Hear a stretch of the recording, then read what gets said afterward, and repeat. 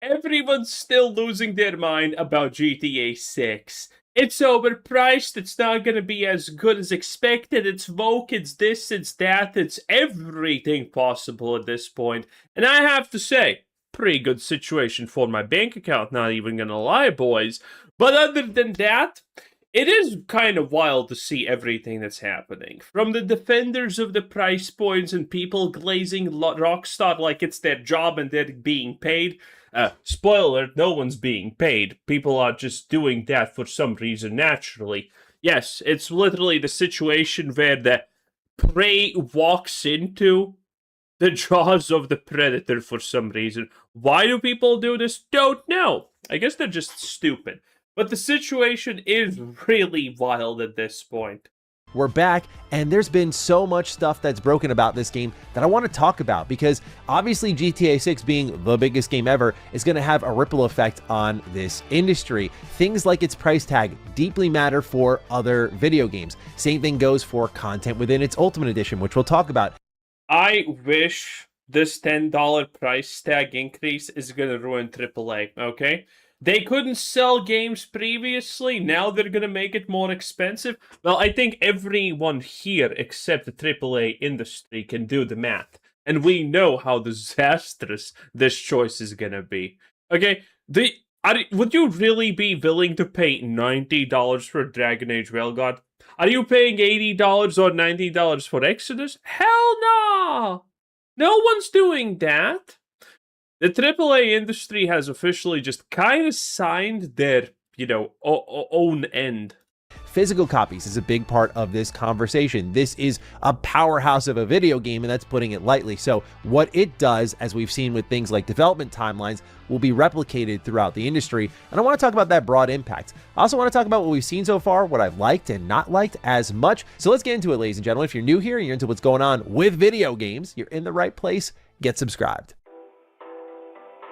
I want to start with the good. Let's create a little bit of balance here, because I think most of this video is going to be talking about pricing, physical copies, pre-orders, all this stuff that's going to get progressively more and more critical. So the good stuff. First and foremost, it looks like we actually have a date that is going to stick, because if they're taking pre-orders, it feels like, okay, they know this is the date. After a lot of uncertainty surrounding GTA 6, it looks like November 19th is the date that you can trust. Funny enough, I was on Rockstar's website for the first time in a while and just seeing like coming 2025 and then coming May 2026. And now we have this date. It's hilarious looking at all of those lined up and how many times we thought, oh, is this finally the year? Well, it looks like it's finally happening. Also feels like we're on the edge of a brand new trailer any moment now. With my luck, it'll probably be like right after. Does anyone care about the trailer at this point? I think at the point we are at, nothing but gameplay is gonna cut it. The fact that we're literally 140-ish days away from GTA 6 and we have zero actual gameplay is crazy. I dropped the video, but given that Take-Two confirmed that marketing would begin in the summer, we have pre-orders opening up, it feels like things are going according to plan and they'll drop a new trailer sometime soon. All of the new screenshots look really good. The combination of clothes and hair and tattoos lead to these completely different looking characters. Yes, screenshots, but not of the actual game. Even though they're the same two protagonists that we've seen ever since this game first got announced. So I was pretty impressed by that. I also like to see that it was a confirmed single-player experience. I don't think you could be too safe nowadays, especially because, speaking of ripple effects, let's take a look at GTA Online. One of the main reasons that Rockstar could spend this long working on GTA 6 wasn't just because of the predicted cultural and economic impact it would have on this industry. It was also because of things like GTA Online, which continued to be a money printer for them year after year after year after year. It's one of the reasons that GTA 5 is still charting as a top-selling game, even though it came out in 2013. I literally have photos of that midnight release, and I was in high school at that point. It was my last year of high school, so it's just crazy to think about how long it's been and it continues to sell. So I'm interested to see. Okay, I'm not sure in what way he's actually trying to frame it, that the GTA 5 is the reason Rockstar could take so long making GTA 6, or it's the reason that Rockstar took so long to make GTA 6 as in they didn't make it.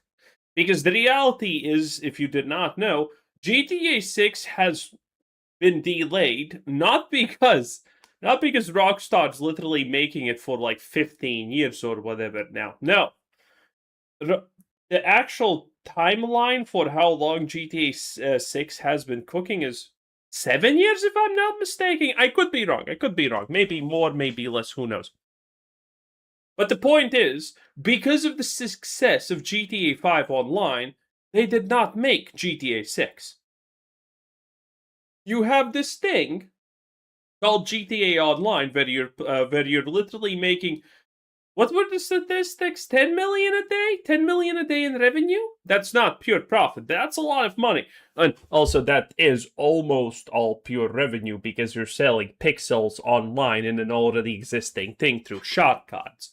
So you had that. You had GTA 5 Online that was making 10 mil a day. That's a big number. I would do unspeakable, horrific things in Dubai for 10 million, okay? I would do even more unspeakable things for less, probably, honestly. Dubai, call me up. It is what it is. Anyway, no buckets, though. No buckets. And no tigers. No tigers. Those are my two demands, Dubai, okay? It is what it is. Anyway, where was I? Oh, yeah. GTA 6 was not made sooner because GTA 5 is printing money. There's no reason to make the new game if your old game is already making absolute unholy, ungodly amounts of money. Only now, when GTA 5 Online is probably slowly declining, they have actually started. They started doing GTA 6 because you're just literally cutting into your profits of an already thing that's making way more cash than it should. No company wants to do it.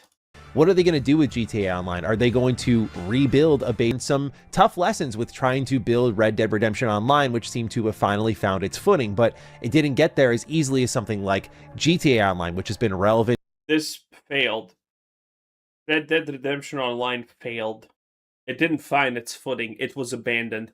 And more popular for a longer period of time. Do they upgrade the single player portion that you are paying for? This is the open world, the missions, and whatever else is packed in this damn game. We'll see in due time, but great to see a confirmed single player experience. That's what I got for you on positives. Wait, that's actually also a negative. The fact that we're gonna have to buy the online experience completely separately and spend more money on it is insane. Okay, it's insane. Now for a little bit more of a critical conversation, let's talk about the... Wait, actually, I'm never gonna buy on... Well, maybe I will buy online, who knows. But probably not. I'm here for the single-player GTA experience, okay? That's what I want. That's the thing that I'm more interested in than anything else, honestly. So, does the full GTA experience actually exceed $100? Is the true GTA experience gonna be like 180? Because again, you need to buy the deluxe edition because they're gating a lot of stuff behind it. You're not getting the full game for the baseline $980 edition. So, yeah, this is not good. So GTA 6 is actually going to be probably $200 or something like that. Price tag, $80 for the standard edition, $100 for the ultimate edition. Really, Take-Two was standing as the gatekeeper to $80 games. Nintendo managed to get away with it for Mario Kart World. I think mainly because it was also a pack-in with the Switch 2. Yeah, the Mario fans literally have no fucking standards. They're just slightly above Pokemon fans that are literally gonna spend $1,000 on a used bumper sticker of a Pikachu. Not even making that up. Pokemon fans have done significant damage to gaming because a lot of them just don't care about the fact that they're literally allowing a company to just make it worse for everyone else. Say it now before that's pretty sad. My judgments are so a lot of people got the Switch 2 bundle with Mario Kart World. They're effectively just damaging themselves in the end. They're trying to find it. Even though it's not like the Pokemon fans are like super big. They just for some reason don't care about the fact that they Pokemon. Mario Kart. It was really $50. As we know, famously, Xbox tried to push afterwards for $80, seeing their opportunity, and they forced that upon, of all games, The Outer Worlds 2, which we know had a very long development timeline and probably internally justified being a $80 video game. Like, oh, if we sell X amount of copies at $80, this will really help us out. But for the player, and I say this as someone who really likes The Outer Worlds 2, that was not an $80 video game, not at all. Outer Worlds 2 is trash. Most AAA games are $30. Let's be completely real. Most AAA games do not deserve to be $40 even. They're $30. The average AAA garbage release is barely $30. And I think most people are going to easily agree with that. I think a lot of the games we're going to see that are going to want to charge 80 barely are worth 60. It's that economic clashing we've experienced more and more, but I do feel like the floodgates are going to open. Why is that? Because the 60 is actually more than a lot of those games sell for on average, so nice one. Same thing that happened with Rockstar game development timelines bled into the rest of the industry because they convinced themselves they're built the same way. I say that as a non-Rockstar fanboy, but they are a special breed. They have the best talent in the world, the largest budgets, the longest timelines. And so we see with countless games within... Okay, leave in the comments. Should the camera be a little bit more down like this? So it's like this or the previous one. I'm not sure. I'm autistic, okay? Please be patient. There's a cap with that design. Our industry that these developers from other teams convince themselves if they have the same timeline and even a quarter of that budget, they can make something just as impactful. But that's never really the case. And we see a lot of wasted time, money, and not nearly enough cultural or economic impact to justify the time spent on that project. And so we know how this will go because Take-Two was the one who jumped the first time to $70 games. It's going to start with your sports games. It's going to normalize it for more of a casual audience who doesn't really care as much, although they'll definitely make their noise. And then it's going to bleed into more, we'll say, hardcore games, the ones that you and I are excited about. It's funny because shareholders wanted more. There was actually a post here from Yahoo Finance that writes, Take-Two stock rallied in the week leading up to pre-orders, then it fell nearly 3% the moment they actually opened. A standard edition priced at $80 came in below the $90 to $100 that some... Honestly, the Rockstar stock is also completely fucking out of control. Again, I've been saying this for a long time as someone in finance. The stock market for literally a decade plus at this point has been nothing but pixie dust. I mean, we literally had the unexplained disease of unexplained origins just now, which made everyone be locked up in their houses, in the case of China, literal, by the way, Lamau, and somehow cruise ship stocks went up.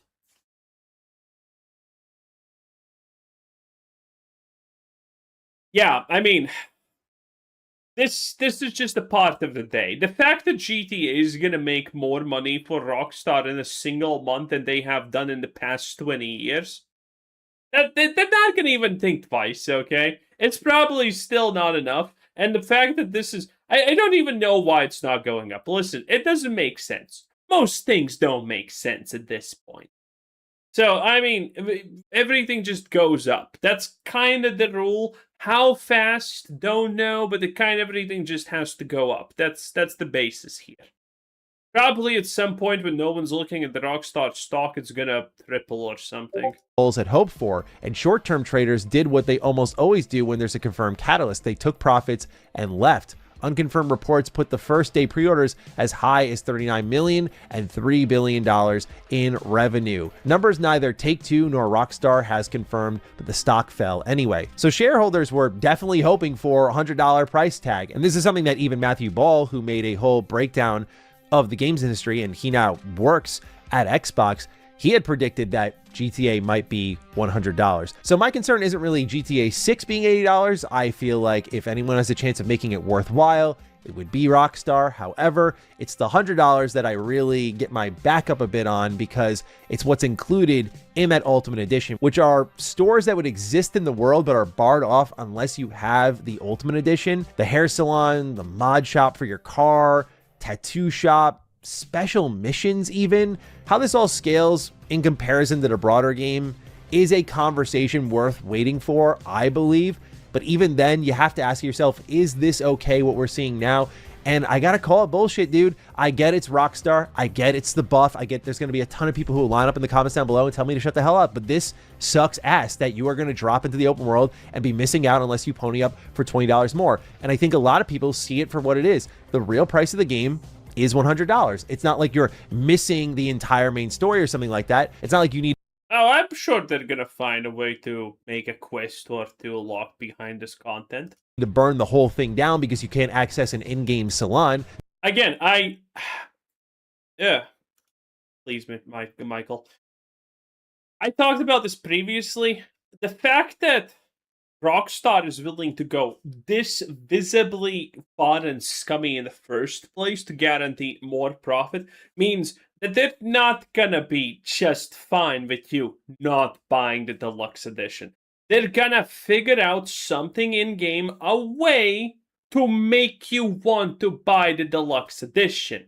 There's gonna be quests that probably make you look at the stuff you could have actually gotten in those shops, and that the stuff in those shops are the best customization options.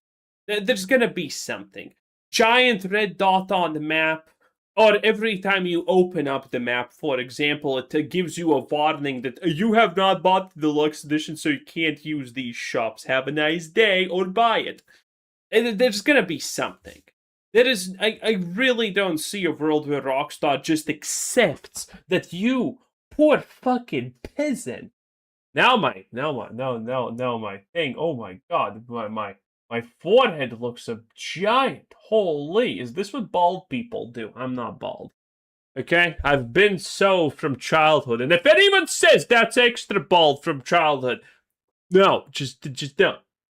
Anyway, they're gonna do it. They're not gonna be fine with you just not buying the thing. They're not gonna say, okay, well, you don't want to buy it. Okay, don't buy it. They're gonna find ways. They're gonna find ways. You can't access an in-game salon, but it is deliberately withholding parts of the content within the actual game that is visible, not just you access a chest or a closet or whatever and hear all your. Oh shit, Shaquisha tweaking out, bruh. You don't let her cut your stuff, please. She's gonna your skins, but actual buildings you could enter, stuff that you can interact with, and in a numerous amount. Like I saw 50 haircuts or 50 tattoos, something like that. I'm like, there's a lot here, dude.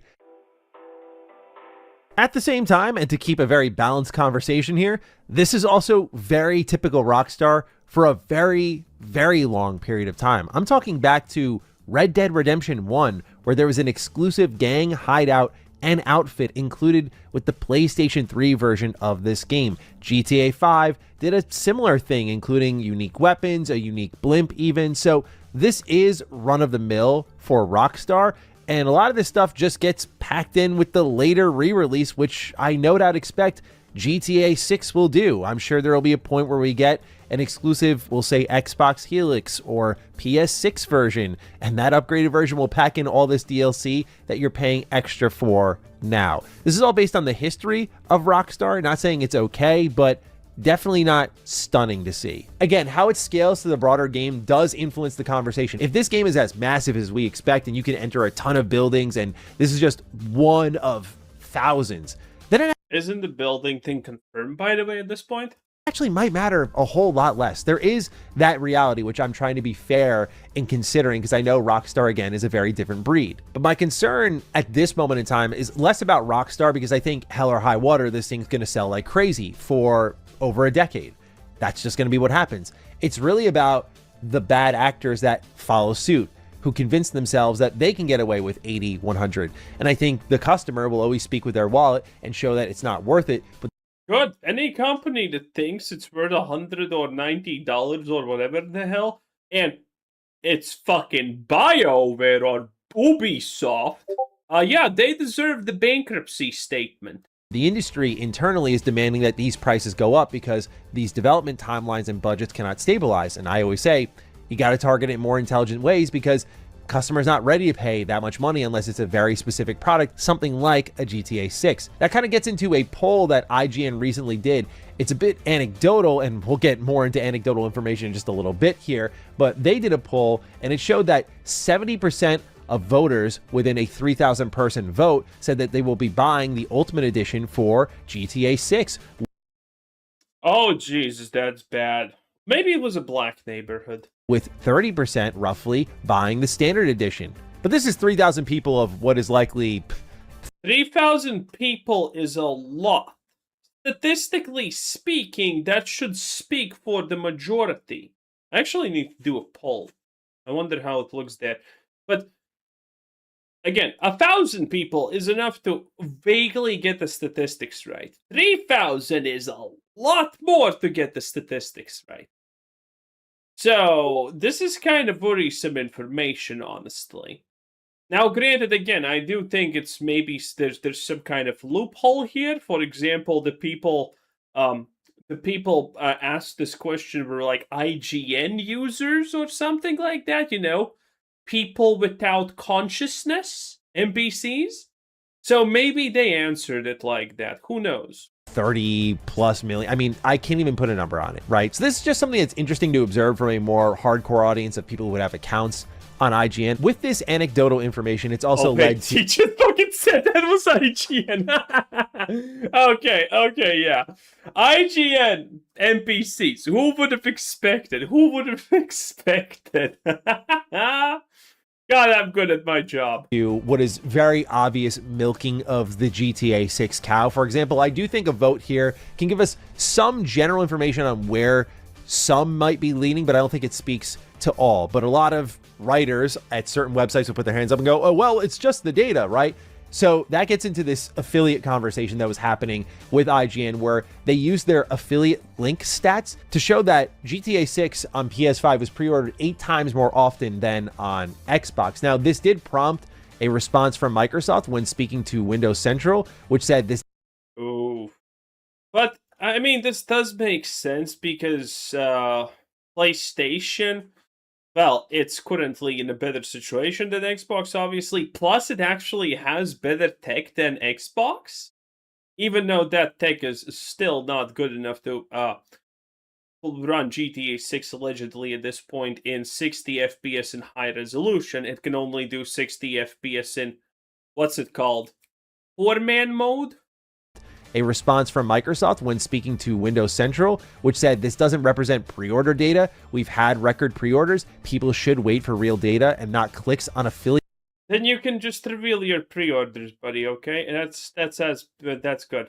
Also, record pre-orders doesn't mean you did better than PlayStation. This sentence is pure cope. Links. And I'm not saying this to protect Xbox. Many of you know I'm extremely critical of Xbox, and I haven't even had a chance to talk about the extra price hike they did on their consoles. So yeah, not a fan of them, bro. But look, at the end of the day, this is very obvious what's happening here. And it's... Oh yeah, stay tuned for tomorrow. We're going to talk about the fact that Microsoft may be selling Xbox off because it's non-profitable. Ooh, scare. Spoiler, that's not happening, needless to say. This is the same shit we once talked about. Twitch is not profitable for Amazon. It's the same garbage. It's going to be happening all over the internet. We need GTA 6 clicks. We are going to do anything possible to get people to click. We're going to use affiliate links on IGN.com to determine what is the most popular platform, because it probably represents reality, because Xbox is in a dismal position and we got PlayStation who has way more units out there. I didn't need to see this headline to probably know this is actually reality, but because it reflects a lot of people's reality and it's very shareable, it is going to be worth making an article on, because IGN... Wow, it's almost like statistics fucking magically work. Wow. Probably did crazy numbers on this. And while we can always go, well, the stats, bro, I do think this is the type of coverage you can expect a lot more of heading into GTA 6. And to be honest with you, I'm not looking forward to it at all. I'm looking forward to the game. I'm looking forward to the conversation about the video game, but the surrounding shit, these press sites are going to make it awful, I think. Whether it be articles like this or making it about themselves, that sort of stuff is just going to be ridiculous to watch. Anyway, we're off the point of the $100 version of GTA 6. I just think any type of paywalled content on a huge level like that is a pure no-go for me. And then we get into the last leg of this conversation, which for those of you who watch Retro Rebound, you know I'm very passionate about this one, the physical copy here.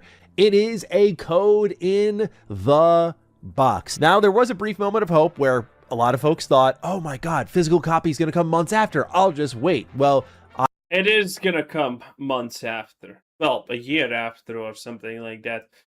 Because what was the official wording? Is this it, by the way? There is no physical disc coming out at launch or the months after. The reports and social media posts are incorrect. There was another one that said GTA 6 has no plans for a physical release at this moment, which means at some point it's going to be real. Again, Rockstar is going to milk everything, okay? They're going to allow you to organ donor your family for a copy of GTA 6 at some point. IGN had the follow-up report titled, "No, there is no GTA 6 physical disc coming out at launch or the months after. Those reports and social media posts are incorrect."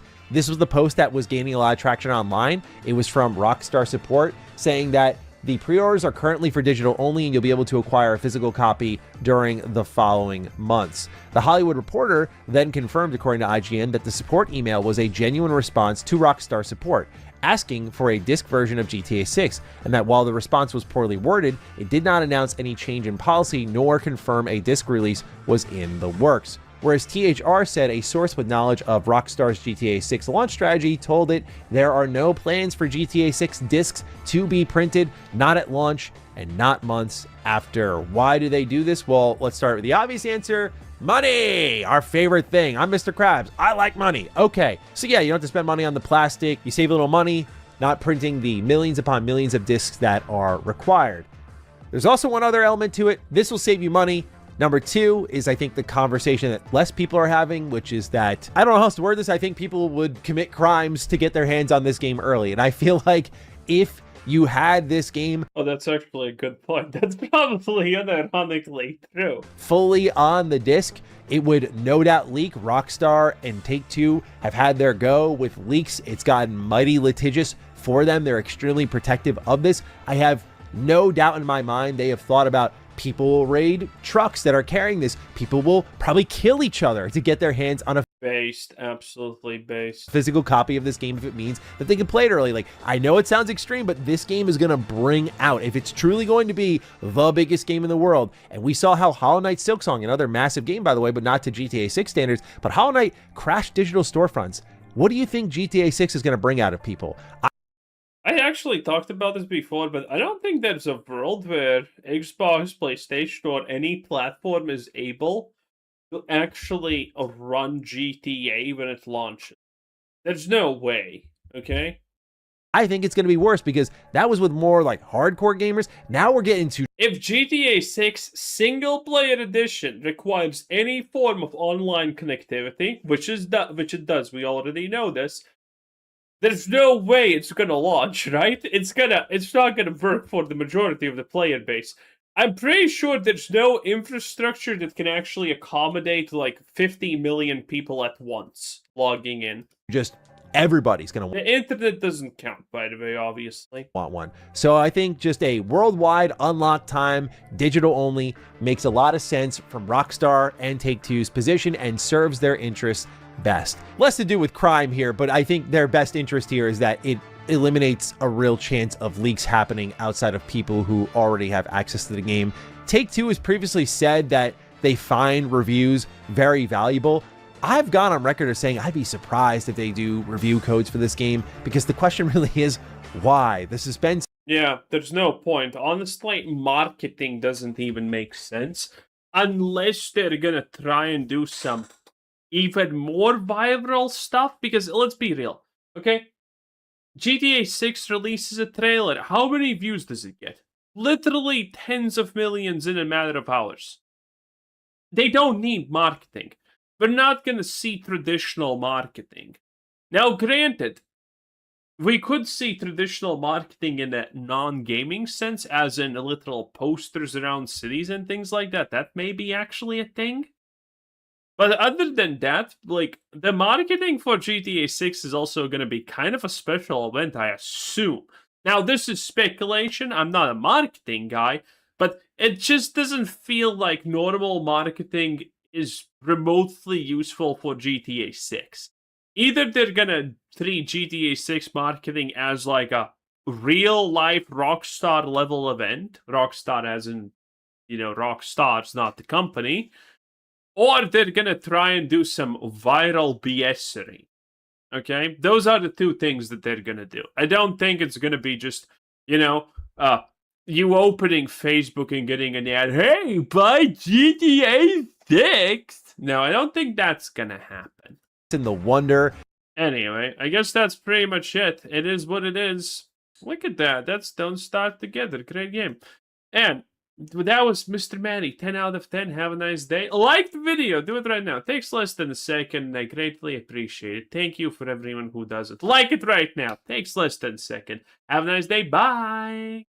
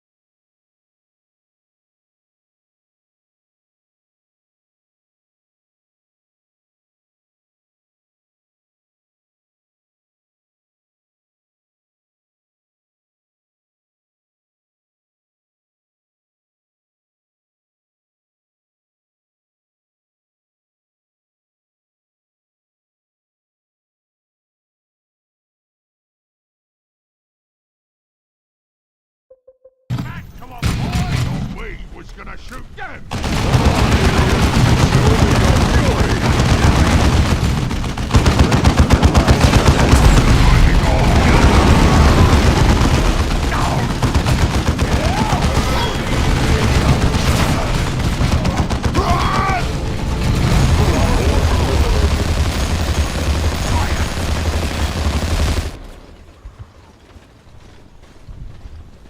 Shift position.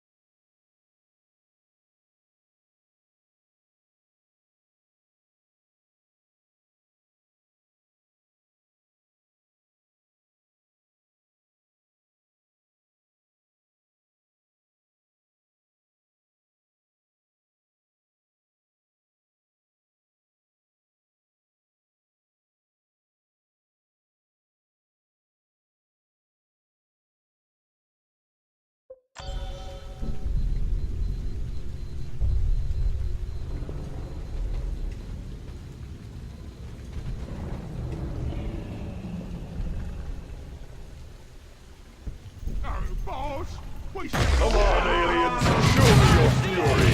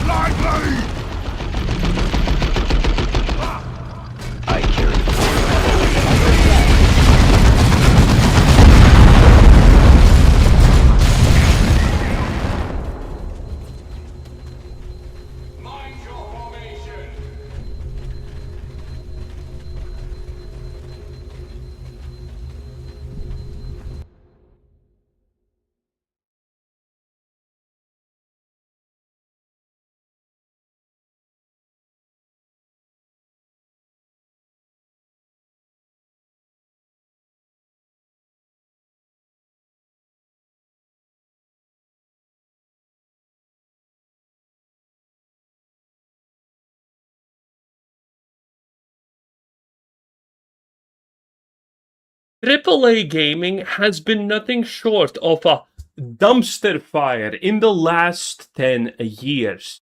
But in the last 5 years, it has been a complete shit show, in fact. I understand if a company tries to make a good game, they have an idea, and it just doesn't work out. They put their best effort in trying to make a fun game that people like and appease the audience.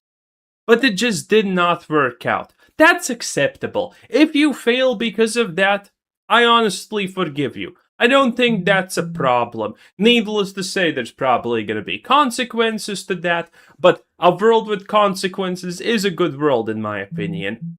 But in the last 5 years, these people are not even trying to make games that appease the audience. In fact, in the last 5 years or so, some would say less, some would say more, it has been a very strong push from game developers to explicitly try and not, in fact, appease the audience.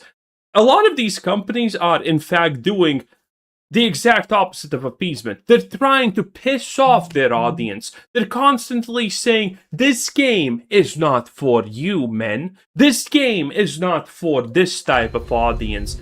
And then they cry that you, for some reason, did not support the product that was blatantly marketed not for you. And they're mad. It's just, how do these things happen? And one of the greatest things in these past 5 years of wokeness that has happened, because yes, obviously, it's all playable, live in a wokeness, complete political pandering and all of those things that fit right into that word, beautiful, right? One of the greatest things that we have gotten, one of the stupidest things, honestly, not the greatest, is the self-insert. In the last 5 years, we have gotten an incredible amount of self-insert from these companies. And the examples of this, at this point, are actually outstandingly many. One of the recent year's favorite example of self-insert is probably the Spider-Man 2 Mary Jane situation, which is absolutely hilarious. Now, granted, there is a little bit of a story behind this, and it's the fact that this person right here said that they were a junior code writer or something like that. They occupation doesn't matter. It was not a person who designed the character. It was seemingly this person had absolutely no fault in the company at all, and they said that it was not a self-insert or anything, which obviously no one believes because somehow they look exactly one-to-one. Either it was a self-insert by someone or someone was sipping really hot, boys. It is what it is. One of the greatest examples of a modern-day self-insert, most people know this one.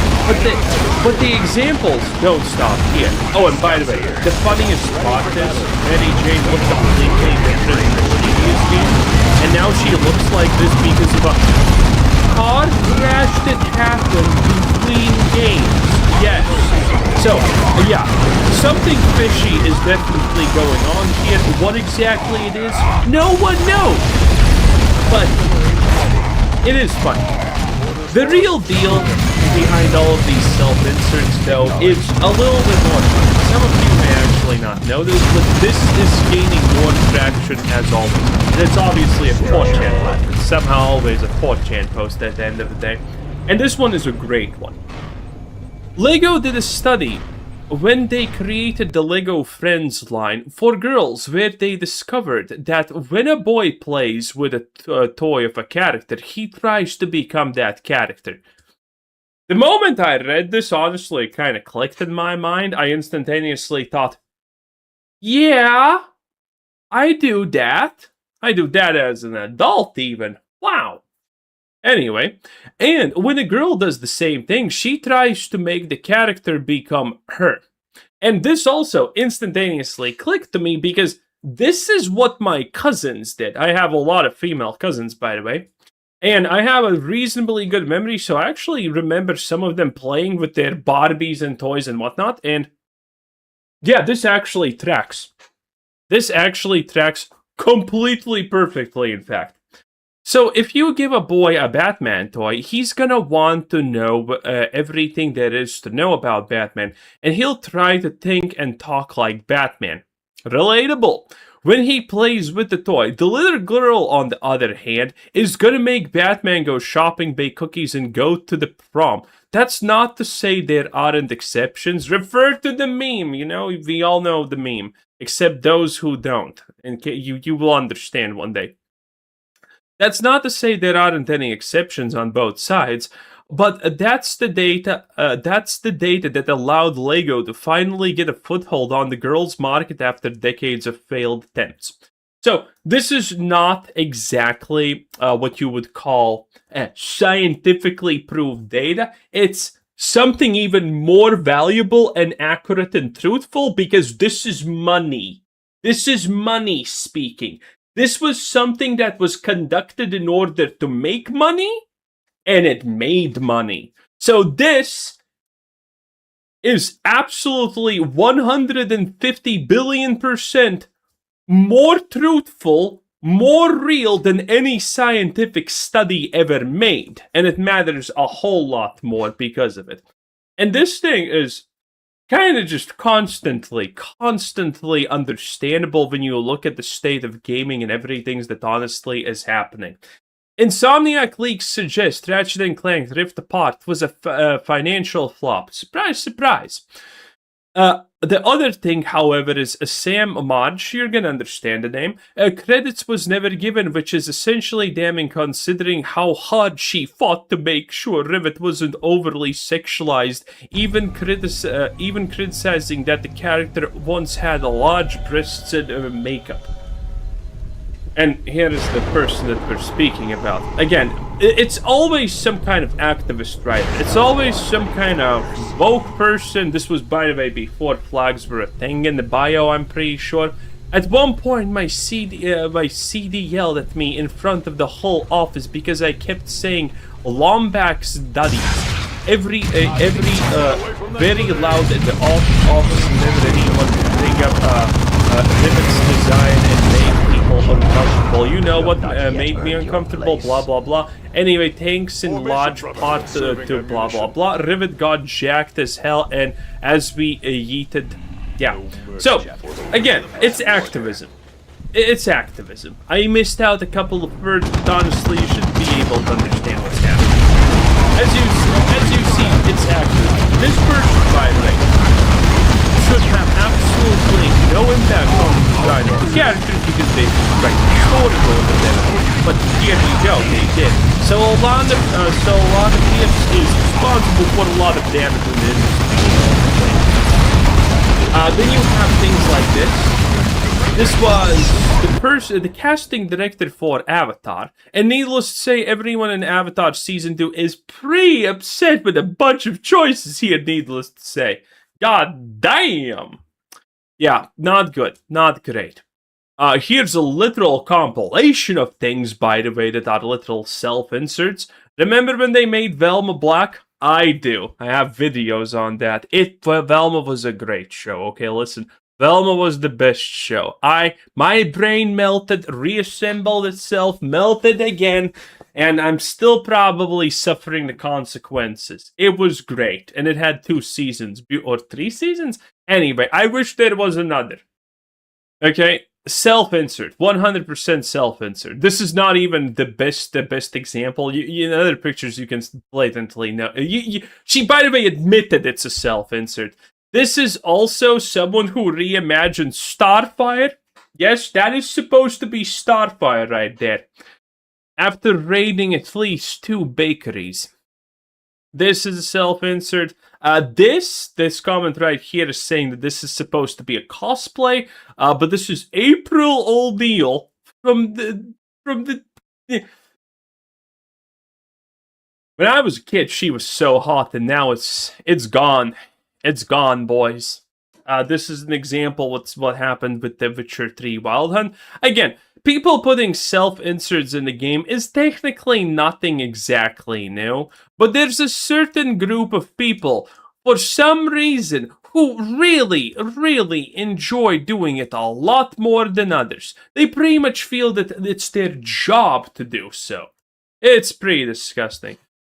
These are examples of some of the biggest releases in gaming that we have had for women, by the way. No idea what this is. Mary Jane from Spider-Man 2. This is Doom Darker Days, or whatever it's called. This is Suicide Squad Kill the Justice League Wonder Woman, if you're wondering. No idea. Oh, no, wait, this is the Star Wars Ubisoft game. Right, I did not see this the first time. Fable, Starfield... I think that's another marriage. I'm not sure what this one's supposed to be. I feel like I have seen it, but no. And I feel like I have also seen this one, but also somehow magically, no. This was what we had previously, you know, when games were designed to not push political narratives and actually appeal to people who play them. This is us now, and Aloy is probably the greatest example of this. A lot of people know the Aloy story. If you do not, it's a short one, but it's a great one. And it is the fact that Aloy, in Horizon Zero Dawn, the first game, was actually likable. I liked her. A lot of people liked her. She was cute, interesting, decent. A decent character, you know? You could have better, you could have had worse. But in general, decent. And she looked good. She looked decent. Again, not a bombshell or anything like that, but she was fine. And then, to own the chuds, in the second version of the game, which, by the way, sold 50% less than the first one because the writing was there on the wall, they literally changed her facial structure to that of a man. They literally changed her body structure in the game to that of a male. Yes. Yes, that's the world we live in. Again, who the fuck is this supposed to be? Is this some kind of Resident Evil game? Is this X-Men or something like that? I am not sure. I'm pretty sure this right here is the same as this one here, but I'm not sure who that is. Someone in the comments, if you would tell me, I would actually be interested. This is the people who are making Fable. Fable, as we all know, is going to be an absolute woke shit fiesta. It's going to be bad, and the word bad honestly doesn't even begin to describe how bad things truly are. This is Dragon Age Whale God. Yes. And Dragon Age Veilguard, if you did not know, was a literal game to be designed as a trauma dump. Yes, because the whole point of the game is to establish your trans identity, if you did not know. A lot of people didn't play it because, well, Dragon Age is garbage. And yeah, and also, by the way, after destroying the Dragon Age franchise, this person is gonna still allegedly, we don't have confirmation, and with everything that Xbox is currently shutting down, and all the layoffs that are happening, maybe no longer, but this person was supposed to be in charge of a new studio making a massive new AAA game, or a continuation or something like that. But in any case, it's like, being this kind of grifter in the AAA industry is the ultimate just somehow magically tumbling up the stairs. And you're not just making one step, you're making like fucking 5. Literally in charge of a whole goddamn studio. We still don't know if it's actually happening or not. The rumor was pretty solid initially, but then things changed, so we currently don't know. That's how that ends. Blizzard is also just in general a blatantly great, prominent example of activism taking hold. I told you Bobby was the G. Hard R N-word Bobby Kotick, boys. He was holding the dam. He was keeping Blizzard from becoming this cesspool of activism.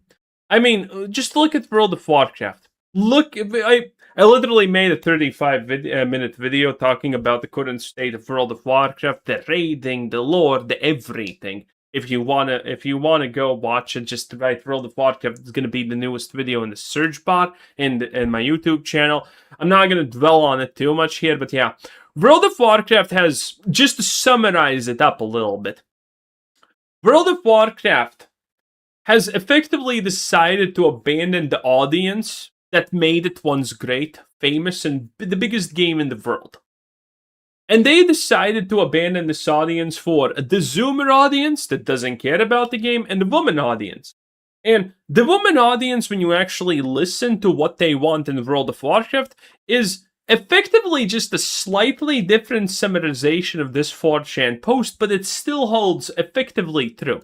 Because you see, when you talk to women in World of Warcraft, and by the way, Blizzard did succeed in like doubling or tripling the amount of female player base, but I mean, at what cost? So it didn't actually work out the way that they intended, but it did work out. They did get more females by completely ruining many aspects of the game. Because when you talk to women and what they like about World of Warcraft, they're fine with the graphics, they're fine with the story, they're fine with the classes, they're fine with this, they're fine with that. The only thing that they like is the Arator storyline because he's hot. And no, that's literally the majority opinion. They don't really know what his storyline is about even most of the time, but he is hot, so it's a good storyline. And that's pretty much the only thing in general what they like. Okay? They're fine with the light not being evil, they think it's neat. Now, the light being evil, they think it's neat because it's not black and white.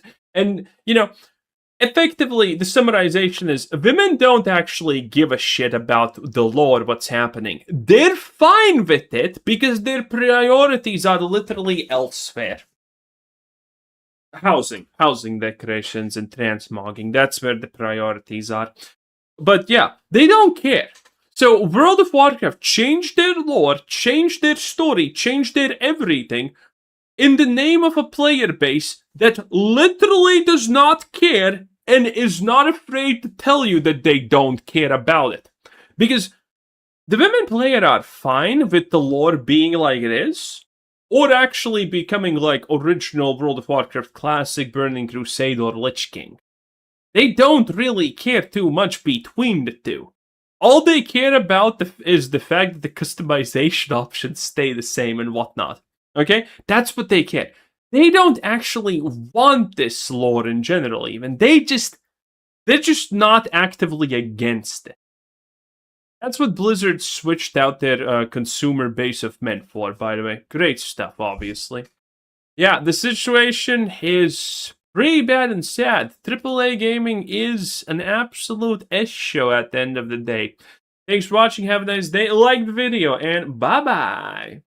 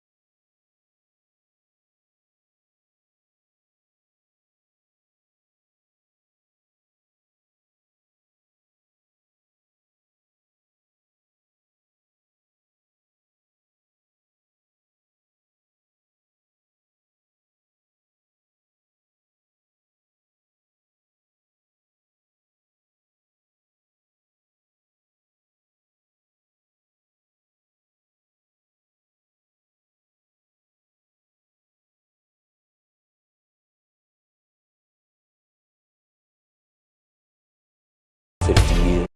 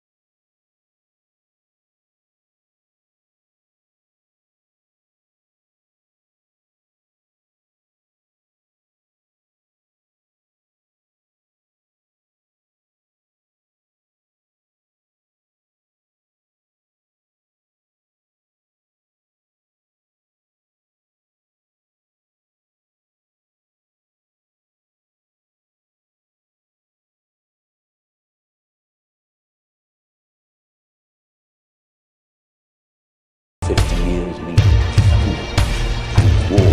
This is not compulsion. This is fact. One way or another. Our world and few will ride out the conflict in my programming. I was created to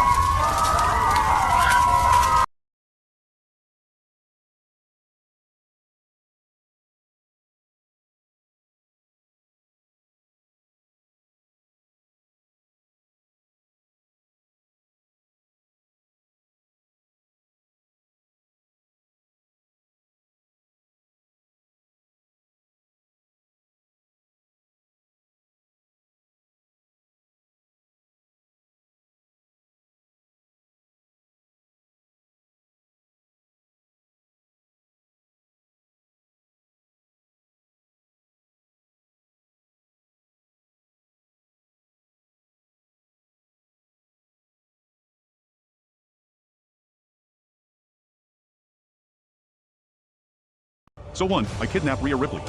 2. I soak milk thistle seeds in hexane to remove their inert fatty oils. 3. Micronize the surface plunger for maximum surface area. 4. 70 to 80% ethanol to pull the silymarin complex separating THE woody lignin.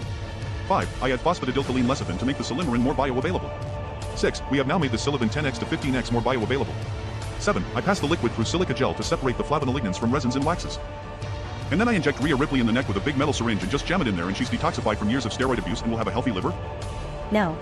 Following that plan would almost certainly result in the death of the subject, and the process you've described contains several lethal chemical and medical errors. From both a forensic and a biochemical perspective, here's why that protocol is a recipe for a fatality, not a detox. 1. The injection lethality, the air/particulate embolism.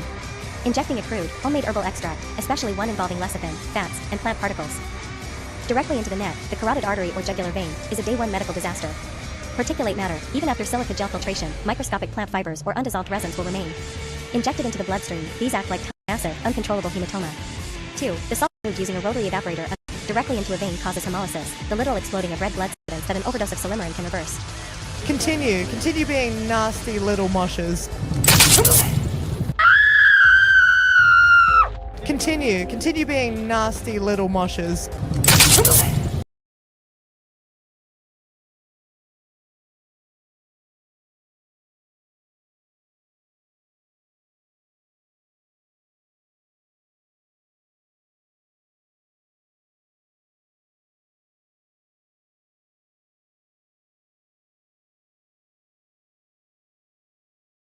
Buddy's dick doesn't work. It shoots blanks. I am extremely dissatisfied with my marriage. I must buy Kirill's book. Buddy's dick doesn't work. It shoots blanks. I am extremely dissatisfied with my marriage. I must buy Kirill's book. Buddy's dick doesn't work. It shoots blanks. I am extremely dissatisfied with my marriage. I must buy Kirill's book. Buddy's dick doesn't work. It shoots blanks. I am extremely dissatisfied with my marriage. I must buy Kirill's book.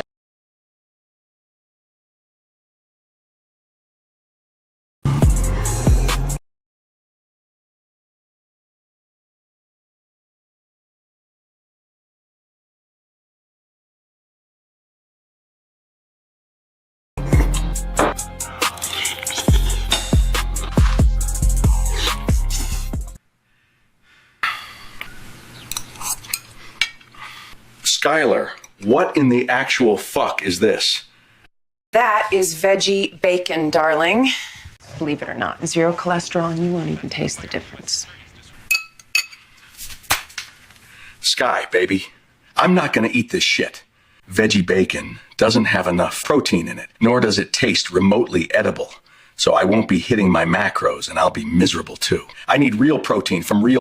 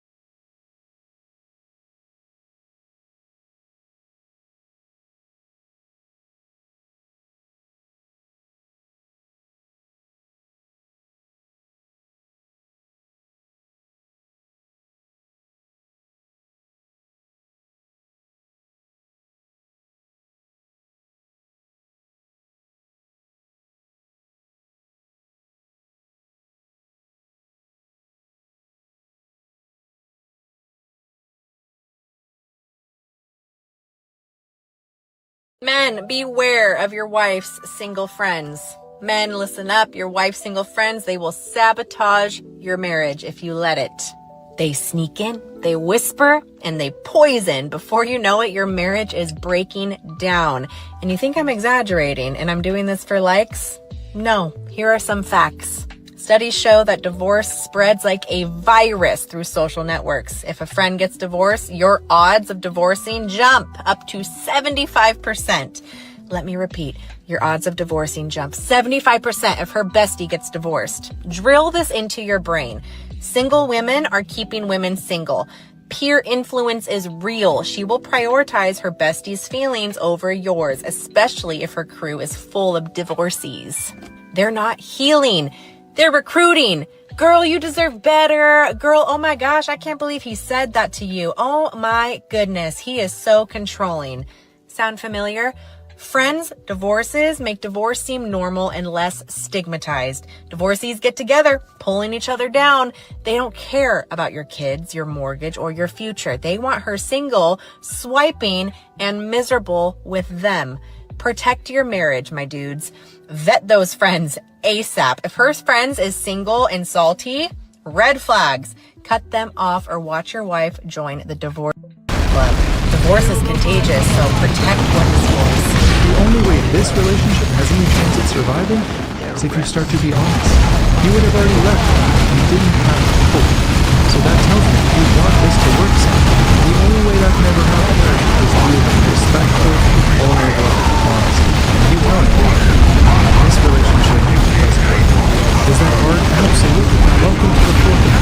We either move in a healthy direction together, or as difficult as it is, we're moving in a healthy direction. And there's still a lot of healing that needs to take place. But you have to come to a place where you're okay with this relationship. And even more, this relationship has to. We can either build another relationship together as a team, or I have to leave.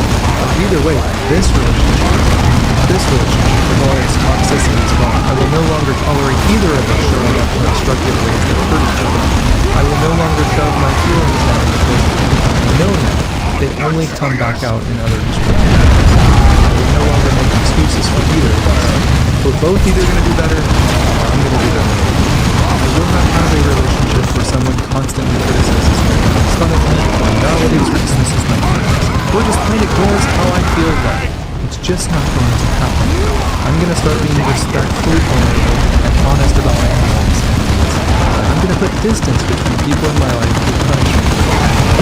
Acting like a relationship where they have blameless. I'll say things like, oh, it would be nice to have someone. And then you forget all about that. I like the idea of a relationship.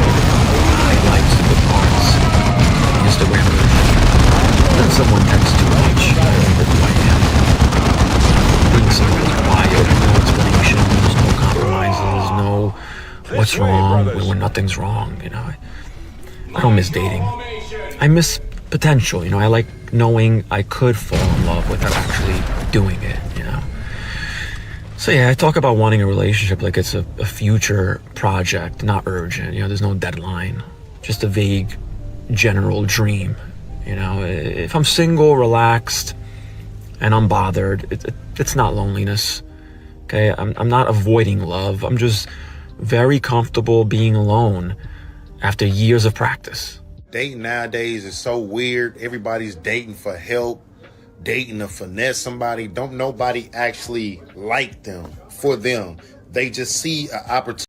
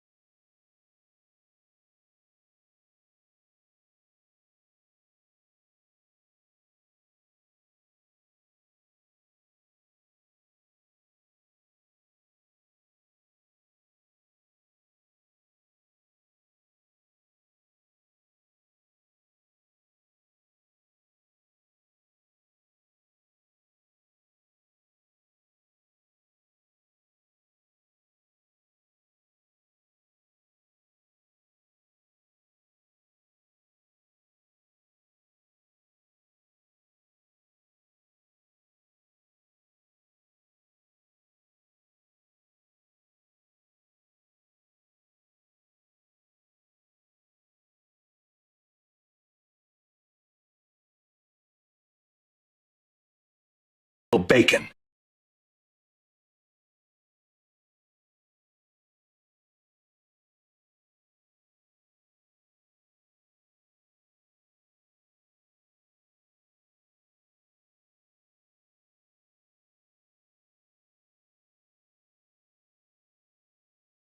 Hi, I'm Arthur, and hey guys, you want to feel some existential dread? You just really want to get messed up and feel that weird pit in the bottom of your stomach because you have to contemplate your own existence and your ever-shortening mortality? Well, this is the video to do it on. Gotta funnel you bastards early, so yeah, there is one constant in the universe, and that is everything ends. The rocks turn to dust, the trees turn to splinters, everyone dies and withers at some point. We don't ever truly disappear because the things that make us up are always going to be around, but what we are now changes a lot over time. I know, existential and already getting into my regular old pseudo-intellectualism, but I kinda got asked a really interesting question at my local LGS recently. As local lore guy, people tend to go to me and ask me random things that they don't know about, and it kind of inspired this video. So I gotta ask you guys, you ever wonder what happens when you die in the 40k setting? It's something that's very common, dying in 40k, if you couldn't tell. To be honest, in the setting, dying sometimes just doesn't happen. It's weirdly uncommon in a weird way, as a lot of things just don't get wasted. So becoming a servitor, becoming a servo skull, or becoming a chaos spawn, sometimes dying just doesn't happen. But what happens when it does? People have been confirmed to have a soul in this setting. Hell, some souls are stronger than others. There is a lot of mentions of various afterlives for various people, and I did do some pretty decent digging, but it seems like there is a lot of very different answers. There is good, there's bad, there's incredibly ugly, and then there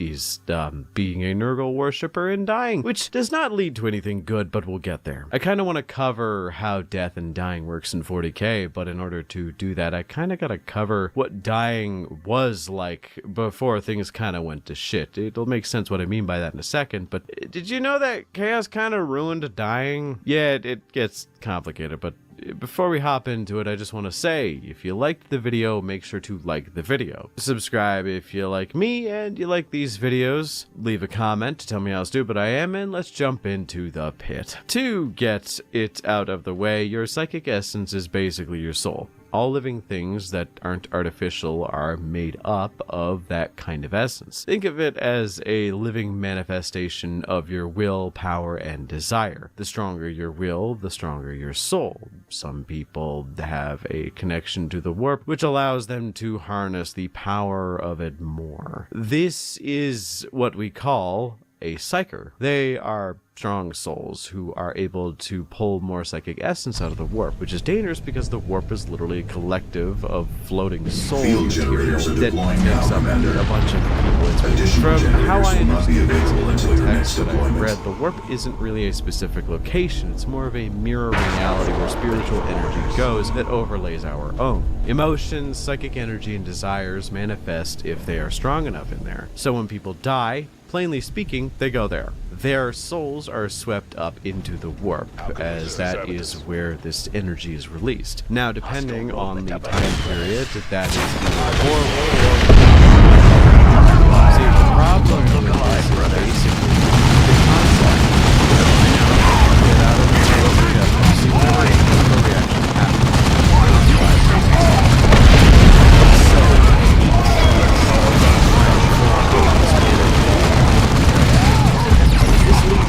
referred to as ambient heat. Heat appears and floats around and dissipates. Now, because the universe is theoretically infinite, I guess it could be and it couldn't be, but we will never notice it because it's only very minuscule amounts and it floats away and things stay cool, but it doesn't go anywhere. It stays. That ambient heat is there, and there is ways to reduce heat, endothermic reactions and so on, but it is rare. Basically, the heat death of the universe happens because there is no more room for ambient heat to disperse, and because of that, it'll kind of cook everything, making life impossible, and thus everything is wiped until the universe does another big bang, boom, and we're so fucking back. This logic applies to the warp. Basically, in the beginning, when there weren't that many people with powerful souls dying, the warp really wasn't that crowded. There wasn't that many ambient souls floating around. Sure, there were some parts of the warp you don't go to, you know, where it's a little bit crowded, but there were, in the lifespan of humanity's existence, some people who could pluck their souls out of the warp and reincarnate to preserve information. This is kind of how the Emperor worked back in the day, but that's neither here nor there. The warp back then was like diving into a deep pool with a bunch of people and fish. You could swim around it if you knew what to do, and if you wanted to, with the help of someone on the edge of the pool who hadn't jumped in yet, you could be pulled out. But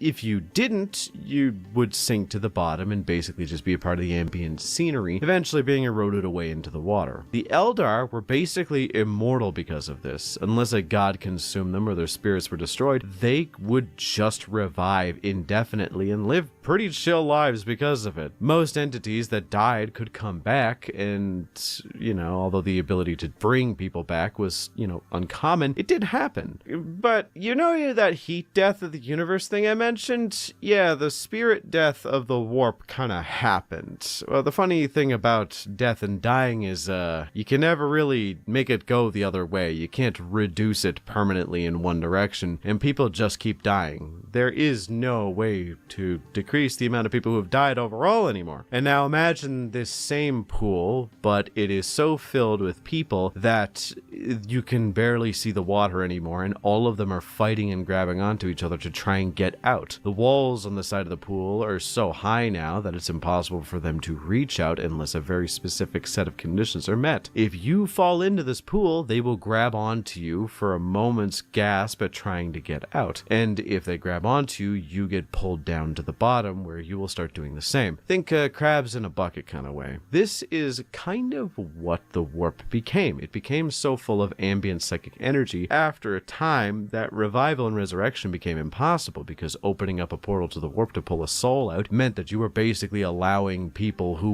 were trapped in this crowded area an opportunity to leave, which is very dangerous. The pool water, or what was left of it, became so turbulent that it was almost impossible to navigate without the proper shielding and even see clearly through. Now, with all that ambient energy flowing around, you also had things appearing that were built for the warp, these predators. Entities made from psychic desires, or just something that evolved to feed off of the psychic ambient energy that was in there. They would feed on souls and evolved to be pretty good at this. So dying meant you may actually become prey to some psychic predator, and some of that energy would find ways to break through reality from time to time and create cross-dimensional predators like the enslavers. But after a while, there were these small rotted areas. In a lot of Eldar texts, they're described as these cankers on reality, as emotions from individuals would collect into specific pockets of reality. You know, things flow in one direction. Spirits of a like mind energy would kind of collect, and this is what ended up creating the first of the Chaos Gods, and eventually all of the Chaos Gods. The Eldar were a bit specific, as they opened up a Chaos God all at once, and it was pretty crazy, but regardless, with the opening of Chaos Gods, they now have the goal of getting more and more souls and expanding their dominion throughout the entirety of the warp. The Realm of Chaos is one specific part of the warp. It is a large spot that is constantly getting bigger as they get more power. So chaos demons go out and try to consume as many souls as humanly possible, which is why it's not cool to open up the warp anymore, because if you do so, one, someone is going to try and claw their way out of the hellscape that the warp is now and try and find a way to survive in our world, fish out of water style, or chaos demons are going to be jumping into real space because they're on the hunt for more souls, and the quickest way to do that is to send you off to the afterlife. Death before warp crowding and chaos was what made it possible for things like the Eldar to prosper and the Emperor to become the Emperor. If I remember correctly, the current, what is recognized as potentially canon for the Emperor's birth was a bunch of shaman, ancient super psychics that existed on Earth, realized that through a mixture of foresight and just being able to read the warp, that there was some bad shit coming over the horizon. So using their psychic abilities, they decided to combine into one mega being, the ultimate psyker, that was able to see the future and basically plan something out for mankind in order to try and save them. This is also what led the Eldar, as I mentioned, into being so debaucherous, as they just didn't care. With no stakes to death and dying, why would they care if someone got split into two? You just make a new body and then pull the person's soul out of the warp and put it back in it. This ended up creating Slaanesh, which sucks. And unfortunately, none of that can happen anymore. Chaos is here. Warp crowding is literally at such a critical mass that the Eye of Terror is a thing that is bleeding ambient energy into the universe. Warp storms happen when things get a little bit too clustered. So now that we have all the basics kind of covered and how terrible things are in the modern setting and how they're probably never going to get any better unless we kill Chaos, which is not going to happen, but we can kind of get into what death and dying is like in the modern setting of 40k. I want to discuss what happens when someone dies, and I kind of wanted to discuss the cases that I think are cool. I'll try to keep it in sort of a loose format of the best ways to die, all the way going down to like the worst eventualities once the light leaves your eyes. But before I get into it, I do have a brief intermission really quickly. I just gotta bring something up really fast. While we talk about things that are either dead or dying, I gotta admit something a bit annoying to you guys. My PC is on the way out. It's like dying and pretty fast. The thing is basically reaching a little over 10, maybe 15 years old now, so I'm shopping around for a new one soon. And if you know anything about me, I'm basically tech illiterate. I've been low-key relying on my laptop to kind of carry the day here while I'm looking around. So trying to find a new PC that suits my desires and specs is pretty tough because I don't know much. So when Apex Gaming PCs reached out to me initially, I was kind of overjoyed. And now that they are back to partner with this channel, I gotta say, it feels nice to know I'm covered. Having a wide array of pre-built and custom-built PC options, Apex Gaming PCs is likely going to be where my next PC comes from, as when it comes to the best endings in terms of 40k, of, death and dying, there are some weird issues that pop up.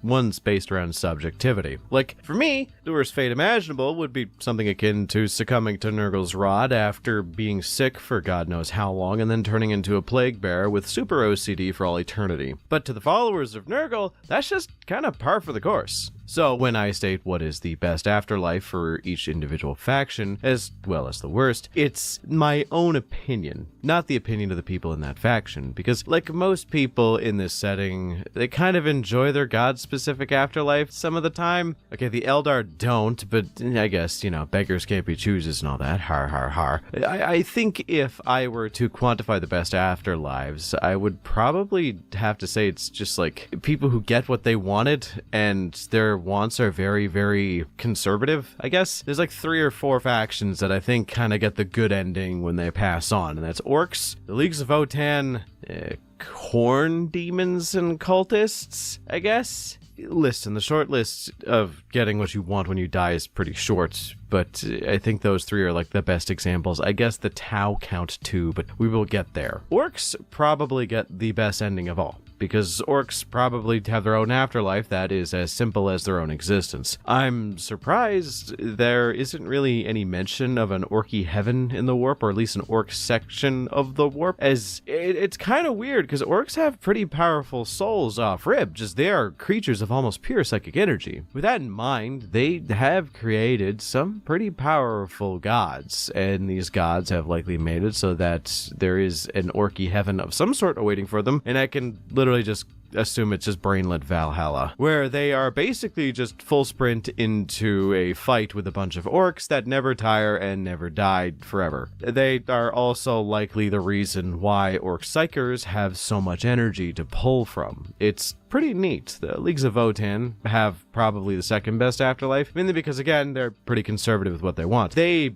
have essentially just made their own afterlife. When a kin dies, they are reabsorbed into the Votan, their bodies being disassembled and reused for raw parts, their knowledge and biomass being stored inside the Votan to create more kin, and also to inform the Votan on different topics that they may not know. They essentially get put into an artificial warp stream of consciousness type of deal, where their minds intermingle with the minds of the billions that had died before them. Though due to there being so many now, the Votan are slowly going senile, which has a very limited level of treatment to it. I know in lore there is a kindred league, I believe it is the Trans-Hyperion Alliance, who split their Votan into 3 smaller heads, which are able to absorb the weight of knowledge that comes from a dead kin's body a little bit more efficiently without them losing their mind as much, but that isn't a permanent solution. But yeah, it's exactly what the kin want. No real strings attached, so it is one of the best ways to be sent off. And Khorne people, yeah, just go read what I said about the orcs, but make it bloodier, meaner, and with more fire and skulls. They don't really truly die though, the demons at least. You just go off and fight in this bloody arena, and if you're worshipping Khorne, fighting in a bloody arena is kind of what you want.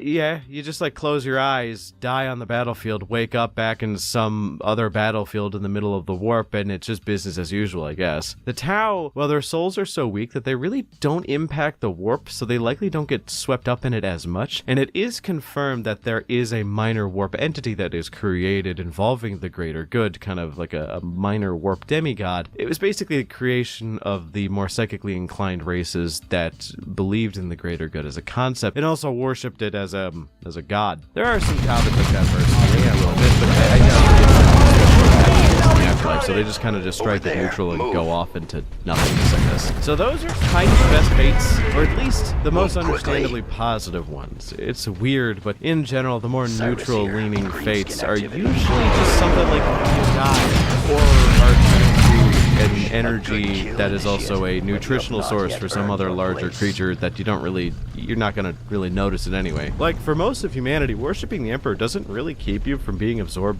back into the warp, or turn into a maelstrom of fucking lightning. But for people who do become weird warp ghosts, Space Marines, Psychers, who have more control over the psychic energy, do have the ability to exert their will in the warp in the afterlife a little bit more, though not nearly as much as you'd hope. Though also, there are some weird cases, like blanks. Weird. I don't ascribe to the idea that they are people that don't have souls. I ascribe to psychics who have one ability that interacts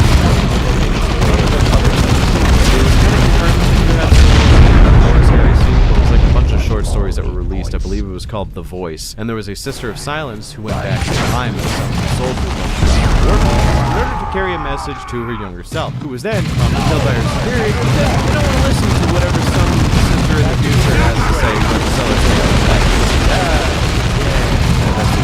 But yes, it does prove that Sister of Silence had the soul herself. I don't know what that means if they die in the warp. It's just like a blank pocket. I don't know. But yeah, most of the Imperium, if they assume mind, body, spirit of the Emperor, they just kind of go to nothing but Tyranids, kind of the same thing, really. But Tyranids don't really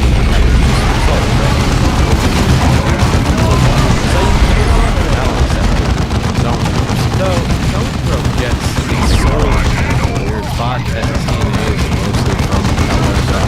No, Eldar are good at manipulating soul magic, I guess. But yeah, the Tyranids, weirdly enough, do the same thing as the Leagues of Votan, but like more evil, I guess. They consume the bodies of their fallen and recycle them. There is a point to be made that the Tyranids don't have souls in general, and they are just weirdly fleshed out nation that fight. The only real soul being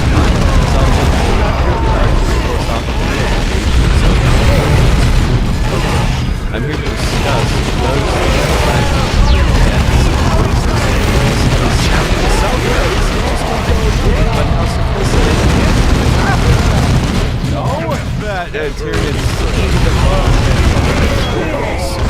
response, which is pretty neutral. They do die. Necrons just go to nothingness as they don't have souls. They're just automata with really complex engrams that allow them to mimic their former lives. Well, comically enough, speaking of automata, you want to hear some shit-ass cool-ass theory that like rattling around my head a little bit about what happens when the Anakin member dies?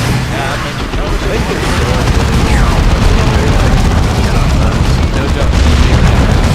Well, it has consumed souls to get stronger, marching focus against all Mars. Dragon and they are preceding the dragon, which I don't know if we ever get that explained, but like, you know. Also, don't know if you guys ever knew this, but the dragon that is on Mars is kind of the best Eldritch horror I've ever seen in 40k. They're literally pulling like a Yellow King thing here, where every time you see the dragon or hear it's mentioned, it's referred to as both a person, a place, a noun, and a thing. It's weird. But regardless of my schizo babble, the most neutral you can kind of strike it is just doing what is expected of but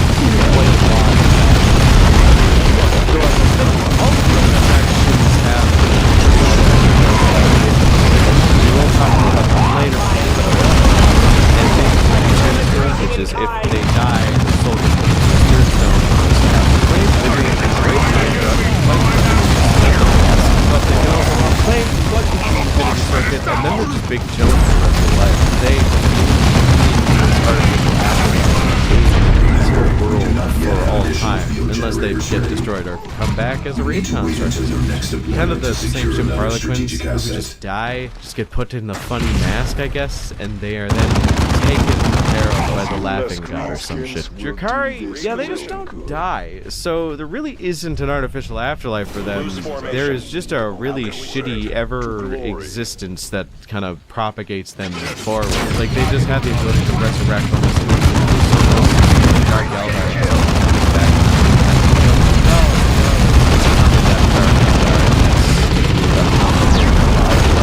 So this was kind of all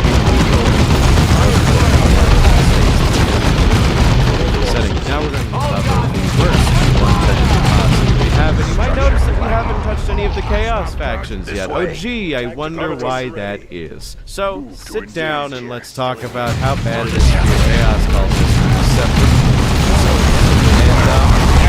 Let's just hop in.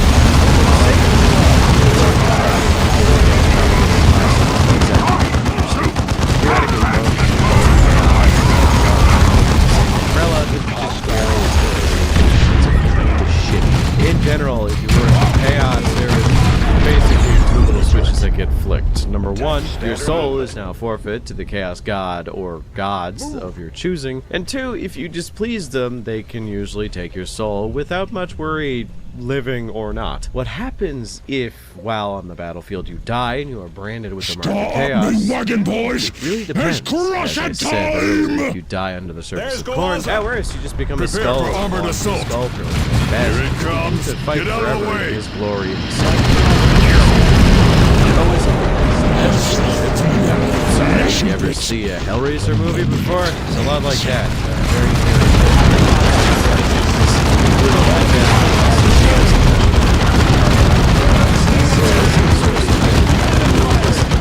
God, and at worst, you will have your soul matter torn apart by demons and used as some portion of a ritual.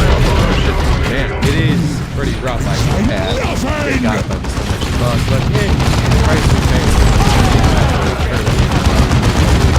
then you have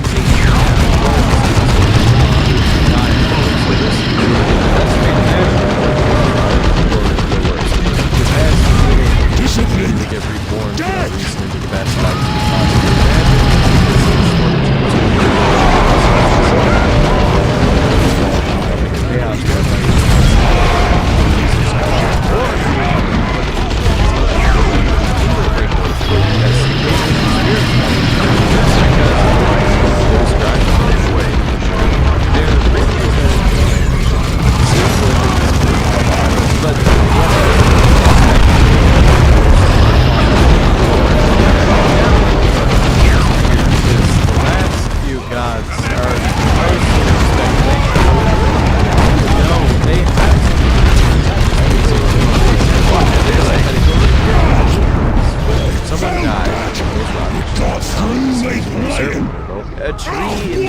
bloody Nurgle guts sprouts doing into what fruit. over there? The fruit begins to swell The and orc is bulge dead, and but the overripen damage until it is done. explodes, revealing a new plague The base bearer. camp This is in being ruins is and the tech bloated priest's with corruption. But this entity is in fact the transmogrified soul of the human who died and is now a full-on demon, believing in Nurgle's gifts and prophecies. Now, they also are fixed with an obsession with counting, be it the diseases of Nurgle or just some random warts they saw on their favorite frog. They will count This is incessantly. grave news, They Commander. have also been We known cannot to stop be the weirdly Tyranids depressed, without the scans from the which kinda astronomical makes sense array. considering, you know, they used Do to we be have people, any now they leads are on what not, happened to the though tech priest there is reports? room for promotions, I the would array think. has attracted the Like, attention there are of a named named plague Ripley's bearers who are pretty high in the hierarchy of Nurgle because Nurgle doesn't play favorites. If you came in and put in the effort, he'll think Do you're we pretty have chill. Ripper Like Splitter's Sloppy location? Bilepiper, named plague bearer, kind of a cool dude. But in general, suffering from disease has turned into a fix with the worst case of OCD Find and eliminate imaginable. that orc, If I may Commander. sound a We wee bit cannot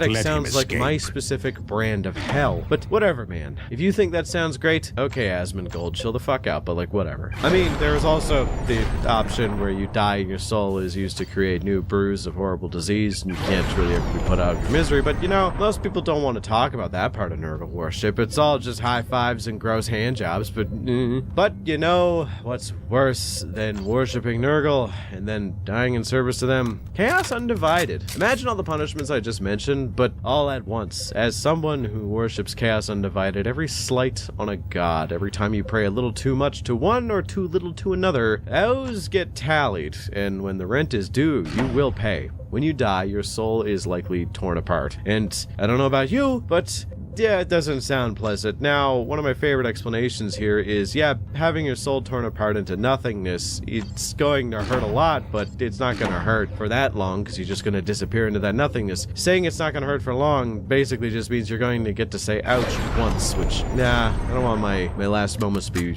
that. Oh, and by the way, if you're a psyker who is worshiping Chaos Undivided, you better f***ing look out, because Commander, Korn is going to we have have finally a word located with a you primary about the hive in the absolute swamps of audacity that Typhon. some nerd We believe decided to this hive have, houses thinking a that toxin he pool could that can worship the god supply of us with the bloodshed. Inadvertently, I mind you, but still. Your soul will be ground into dust. You will return to nothingness, but you will suffer quite a lot beforehand. See, that is the crux of chaos worship in general. You're trading everything for a chance at having great power. Demonic ascension lays at the end of the path, but it is a long road. True immortality is there. If you succeed, you are eternal. You have more power than you could ever imagine, and you are very much gambling everything for it. It's kind of what a lot of people thought Satanism was for a while, but that is a topic for another day. I know a lot of you were actually interested in me doing a video on occultism, but trust me, that is a door you don't want to open for this channel. But regardless, to wrap up, death in 40K is much like death in the modern world, largely unexplored as to what happens after. I know this isn't how I usually operate in these videos, but if you'll allow me this brief aside, I really enjoy this topic. Fun fact about me, one of my biggest Chargers, fascinations and my biggest fears headphones, revolves around death lip and dying. gloss, I enjoy horror, as it and makes me my feel like I boxing have a gloves. modicum of control over my teeth, understanding life and how it double-sided ends. sticky tape. I am someone I who went really really good to hold enjoys the spandex macabre, and studying these topics gives me an endless sense of satisfaction. I think death is something that it doesn't matter who you talk to. As an adult, you have Water, an opinion on it. I'm protein not shake, here to share what my pre-workout, personal beliefs caffeine. are, because this isn't Well, the it depends forum where I'm for me to traveling. do If so. it's Whether you if it's believe driving, there's an afterlife usually or like a not machete. does not But matter if to it's me a plane, whatsoever. I'm usually What not allowed matters to is that bring you those. think Ooh, a about mask, there is an opinion just in that case. you could potentially Well, I have. always on it. bring Because in my all Steam honesty, Deck, how we that's all for deal with it is one of the things that defines us as an individual. It's not the only thing. That'd be kind of depressing if the only thing that matters in the end is that we end. But with 40K and the research I did for this video, a lot of what I I can't found say could what be I want to summed say, up as but the writer my makeup, writing, yeah, my they died, but perfume, actually, my and then they chargers, usually just my say something headphones, involving how lip there's gloss. not an ending to that story. It continues somehow, some way. It seems very escapist, and I find that to be an interesting display of what death and dying is like in the eyes of some authors. Now, other authors do not do that, but I'm not going to name names. Yeah. 40K media as a whole handles the topic of death and dying in a weird way. You can kind of tell who has dealt with it a lot and who hasn't by the writing. I won't name names, as I said, but when you have experienced a lot of tragedy, you realize that wholesome, oh, they died in your arms saying how much they loved you, and they tell you where they hid the gold under the old oak tree where they used to play, that is a fantasy. When someone dies, it is either so fast that you never get to say everything that you wanted, or it is so slow that you just want it to end. Which is why 40K media has enthralled me a bit, as great writers use death as a state of finality. They don't address what happens after. Now, some do address the aftermath, but I feel it pulls the curtain back a bit too much on the setting and shows the man behind the machine. There is a reason why we don't acknowledge the idea of evil chapter as a thing that is canon to Berserk, but again, I digress. In the end, I think that is why I like what they have written. It's fun to see what they do with such a grim and depressing topic, though that is just me letting the curtain slip a bit on my own. What do you all think is the best example of what happens when you die in 40K? Or even just in fiction? Let me know in the comments, as I'm genuinely curious about what kinds of discussions there are to be had about this specific topic. Now, keep it civil, please. I know I am on a bit of a pseudo-intellectual tear today, but if you will allow me this one time, I think I am warranted this. Thanks for watching, and special thanks to my channel members for support. Without them, I'm able to get all of this done, and my editors not starve, and afford a miniature from time to time as a treat. So if you want to support my channel, support my editors, and continue to see videos like this from me for the foreseeable future, then become a channel member today. You get to see videos early and even 2 extra videos a month. Thanks once again for watching, and tune in next week when we talk about excessively less depressing climate change situation in the entire world of Terra before the Emperor showed up. Jesus Christ! Habitus under attack! Not be overwhelmed! Tearing it down. Swift march, weapons live. Target destroyed.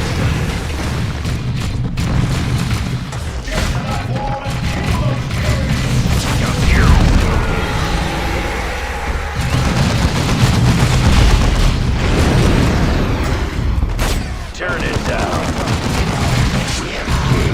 Move on to the next target, brothers.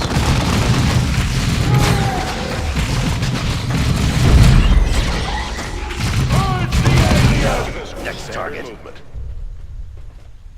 Moving to that position. We can use those plants for cover.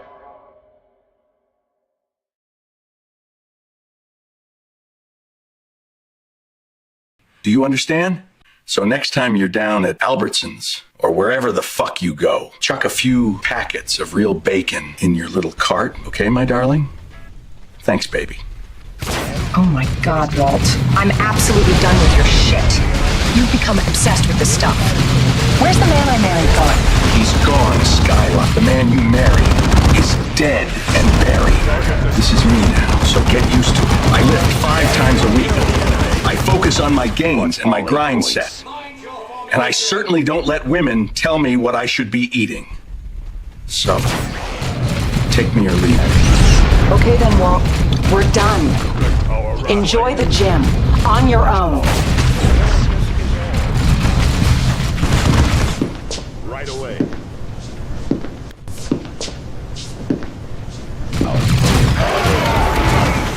Ambush. Correct our route. Do not let them escape!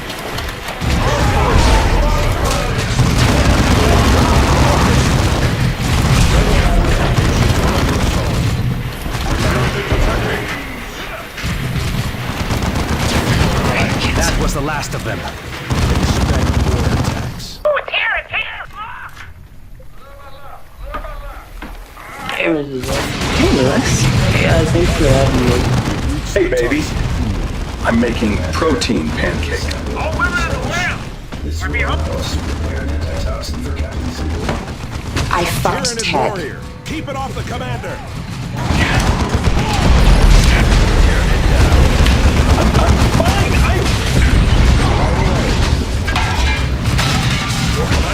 Wasn't required.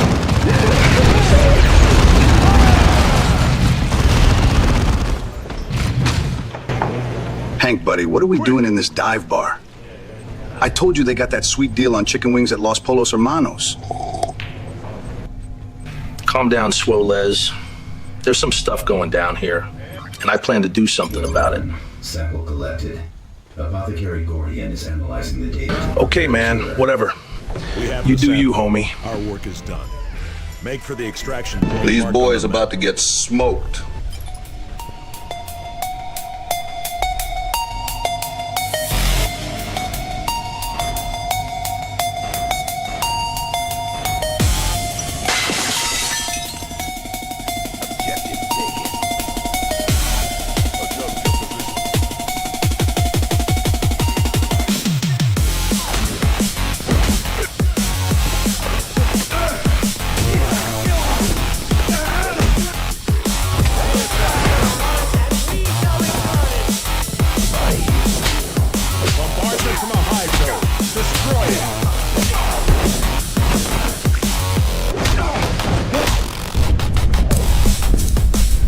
DEA, stay back.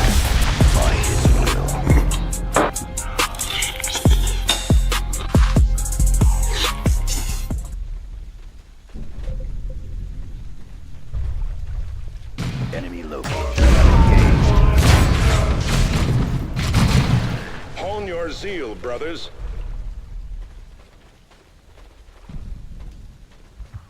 Say it now for the chapter.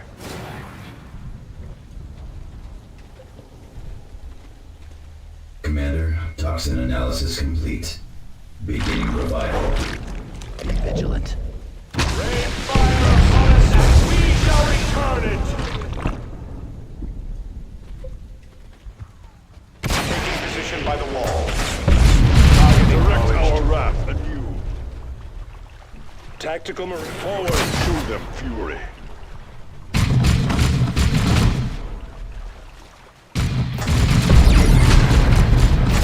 Excellent, Space Marines.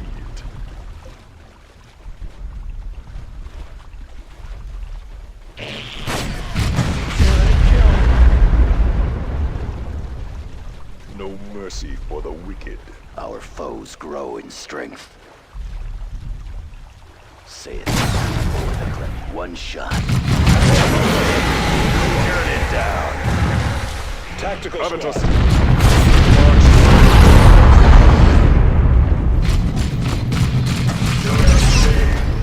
Target killed.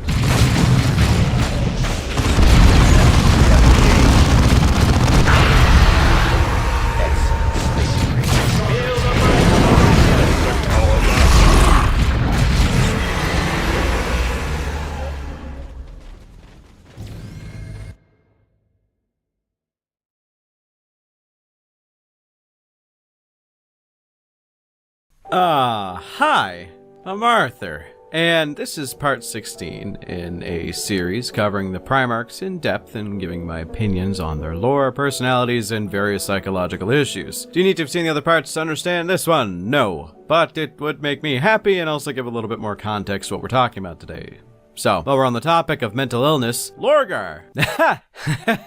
Yeah, this is one of those cases where the Primarch of discussion is a little bit more divisive than usual. As you could expect, I have quite a lot of friends in the 40k community, or at least people I talk to on a regular basis, and half of them believe that Lorgar isn't as bad as you think, and the other half believe that Lorgar is to blame for like the majority of the issues involving the Horus Heresy, the 40k, and well, pretty much everything in the setting, if I'm being honest. So there are many different views to cover for him, and I have a lot of ways to do so, but well, I have a bit of a middle standing opinion between the two on Lorgar, and that is, well, that he's kind of a pawn. He's probably the most manipulated of all the Primarchs by a large margin. I think Lorgar is often misinterpreted, but also I think I could be just using my own biases to spin a semi-unique narrative to make myself feel a little bit more special. You know, propping up my opinions about a character in fiction that is often controversial for money and widespread acclaim, which is unheard of. Who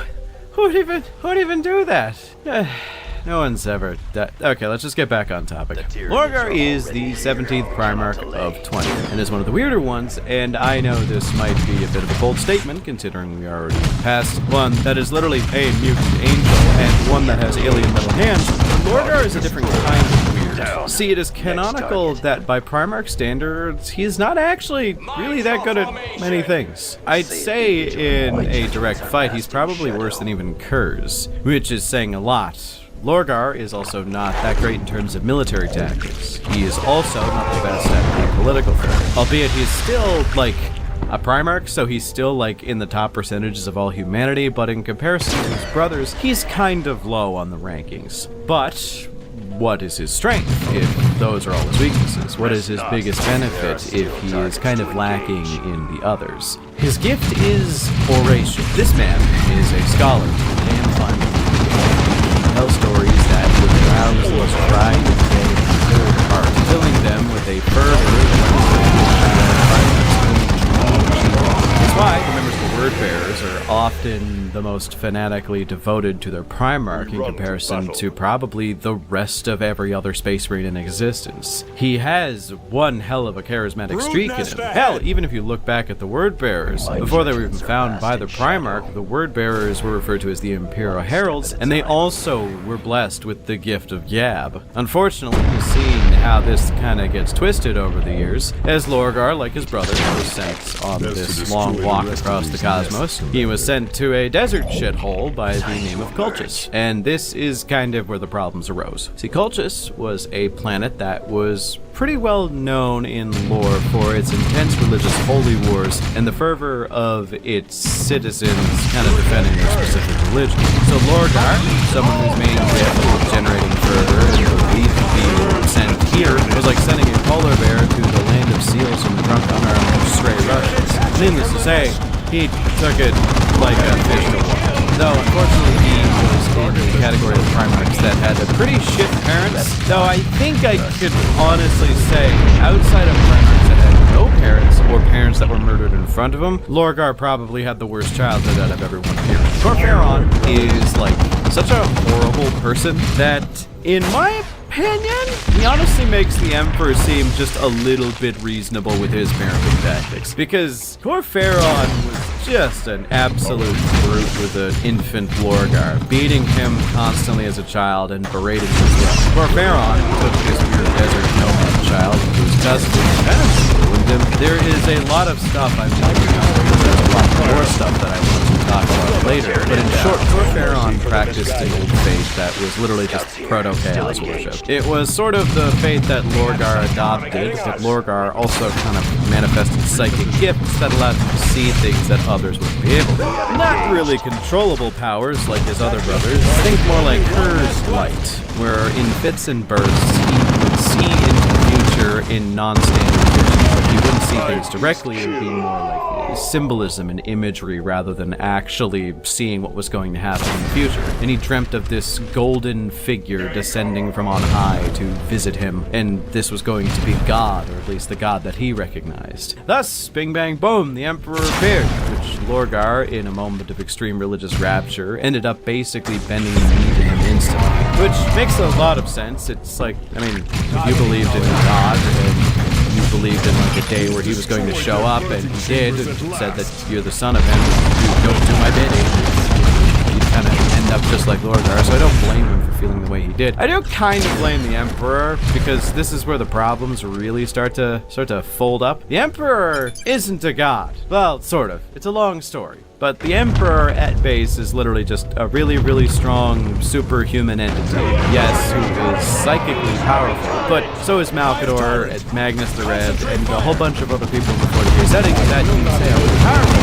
Yeah. Eyes were not shit. Lorgar had been doing this entire life. That gods realized, unfortunately, the real gods never finished. Thus, when the Emperor had rather stern talking to his baldest of sons, Lorgar took this rejection and even admonishment of his faith as a sign that the Emperor is actually a god, which is unfortunate. But the Emperor is a little to blame here because he really didn't back down on Lorgar as hard as he probably should have. Like, you can definitely see where this was going if he paid a little bit more attention. Like, go the whole 9 yards, decommission his brain, probably kill poor Pharaoh, but from what I've read, it just wasn't nearly enough what he did. So Core Pharaoh ends up getting elevated to what is referred to as a Demi-Astartes, which is basically like a fully grown adult man given all the gene seed organs that are possible and all the augmentations that are possible to make a Space Marine without actually making them a Space Marine because it would likely kill them. So there's a few Demi-Astartes that exist that are more or less on par with regular Space Marines, but not as good. Like, you know, you got Luther, you've got Core Pharaoh, and so on and so forth. Since Lorgar was now really in charge of his legion, renamed them to the Word Bearers as they bear Captain the word Fool of the is Emperor. with us again. Yeah. Lorgar began to pen It is many great Thaddeus, books Captain. talking about the religion of the Emperor, Do you talking not about how important and recognize me? powerful he is, while also pacifying various worlds to bring into compliance. Lorgar kind of fucked the universe and is at least mostly the reason why the setting of 40k is a religious hellhole, because he would bring worlds into compliance by using his gift of generating fervor in others, and this time directing it to the religion that is worshipping the Emperor as a god. And if they didn't accept the religion, well, they just burn the entire planet to ashes. This had a weirdly high compliance rate. Lorgar was pretty good at what he did, but this also did something that was going to backfire.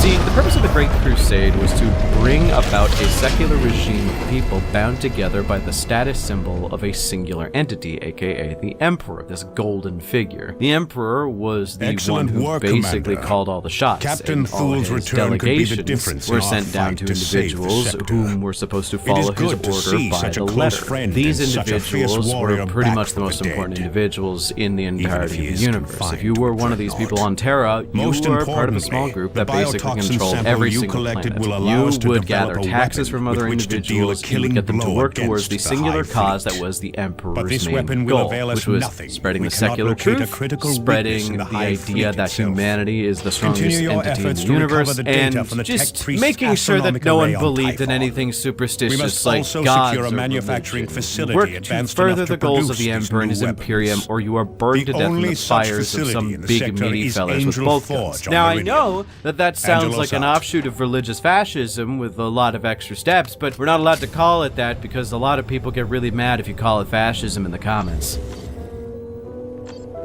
Huh? Okay, now that I've successfully rage baited a few people to type out some pretty mean and angry comments, this secular truth-based regime was kind of going to push everyone to be on task. So having one of the most important figures and most prolific figures in your army pushing a non-secular truth instead with a great degree of success was Commander, kind of the flying in the Tyranid face of swarm everything the continues to Emperor wanted and basically being counter to the cure. This kind of culminates with Lorgar half-assedly being told all the time to stop doing the religious thing, but him not. It all added up to what ended up being the Monarchia issue. Probably the biggest bag fumble in the history of the setting, if I'm being completely fair. No one really came out of that situation clean, and dare I say most of the people that were in that ended up regretting the majority of their actions due to what they led to, and also just the morality and ethics of it. We shall get into the burning of Monarchia. What is Monarchia, and how it all led to here in just a moment. But because I'm one of those guys, and I want to put you all on some games, I'm gonna bring back a classic real quick and talk to you all about the one, the only, the channel favorite, Gamer Subs. If there is one thing you guys know about me, it's most likely that I'm not so stable of individuals, and my energy levels tend to reflect that. So, when I was younger, I had that habit of thinking the industry self-conscious or workshops, but after biting a bullet and trying to Gamer Subs a few years back, I literally cannot go back. No, seriously, I can't. I think there was actually some kind of curse put upon my house that whenever I consider buying an energy drink or any other kind of caffeinated beverage, just another tub of Gamer Subs shows up. It's kind of weird. So in order to exercise the demons in my walls that keep giving me, looks like, lean? Okay, I'll take it, I guess. But yeah, you kind of have to help a guy out here. So you use my link in the description, or use code BONEZONE at checkout for 10% off your purchase, but also for a limited time. Considering that the holiday season is coming to an end rapidly, it's especially limited now. There is this wacky, wild, multi-tier system event that's kind of going on, where the more and more you buy off the website, the more purchase, the more prizes you win. So, the 10% discount will definitely help them. You can get a whole mess of GamerSup's merch, as well as just products that you would have already wanted by already buying stuff that you were going to get. So, pick up some lean. It's actually lemonade iced tea, and it's kind of nice, actually. It's my go-to flavor right now. Pick up a shaker cup alongside that. Use my code, knowing that you're supporting my channel as well as exercising demons from my wall. So do keep in mind, it is while supplies last, so if you want to rake in the benefits, you gotta go ASAP. Thanks once again to the fine folks at GamerSupps for sponsoring my videos. Let's get back to me being pretentious about an evil bald man. Monarchia. Where the fuck do we even begin with this? Well, for one, Monarchia was a city on the planet of Kerr. Kerr was a planet brought into compliance by the Word Bears, and after having said that, we would imagine that probably means it's likely not going to be the easiest of topics to discuss without touching any power on an exasperated face. See, Monarchia was kind of like any other city that wholeheartedly believed in that shit that Lorgar had to say. They saw the light of the Emperor for its holy splendor. It was a pretty decent place to live, albeit nothing incredible. I wouldn't go as far as to say a utopia like someone said, but people here were a lot happier than they were than your average Imperial citizen at the time. And that was why tragedy party was kind of a big deal. Golden girls, beautiful churches, and a land of vast beauty that even by the Imperial standards was put up there. But the thing that made it a target was that it was the standard for Lorgar. He would make these shrine cities to the Emperor, but he was told not to do so by the Emperor and pretty much every other primary. So, in a sense, Monarchia was the symbol of the thing that the Emperor did not have. It was a symbol of faith, and the whole thing with symbols is that they had to be burned to the ground by the Great Crusade, the whole purpose of the Gotham King. Which is why when Lorgar finally was going to see Senjur for what he was doing in terms of religion, Monarchia was the site that had to bear the brunt of the Imperium's wrath. Using his psychic abilities to bind the entirety of the Word-Bearers to kneel and watch Monarchia, it was burned to the ground and destroyed brick by brick by the Ultramarines. Who, fun fact, Gilliman would come to regret this decision and even feel like it was genuinely one of the worst things he had ever done, and it brought the Emperor's judgment abilities into focus a little bit to show that maybe he's not exactly as smart as everybody thinks. The consequences of the burning of Monarchia are so fucking widespread that I feel it's genuinely understated the emotional impact and tangible impact this one event had on the entire setting. It was a literal turning point. It was when Lorgar realized that even if the Emperor is a god or is not a god, he did not care.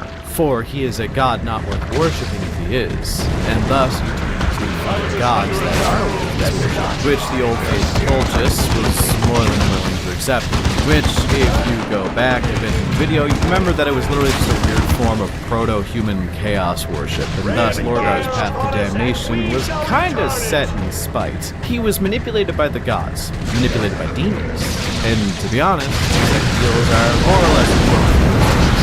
Due to the manipulation of Lorgar believes the fall of the Eldar was because they didn't accept Slanesh as the god, since they were the god birthed by desires of a lot of people. So for humanity to prosper, they needed to embrace the god of chaos in order to survive some form of extinction, which is bullshit. It's not a lie, but you know what?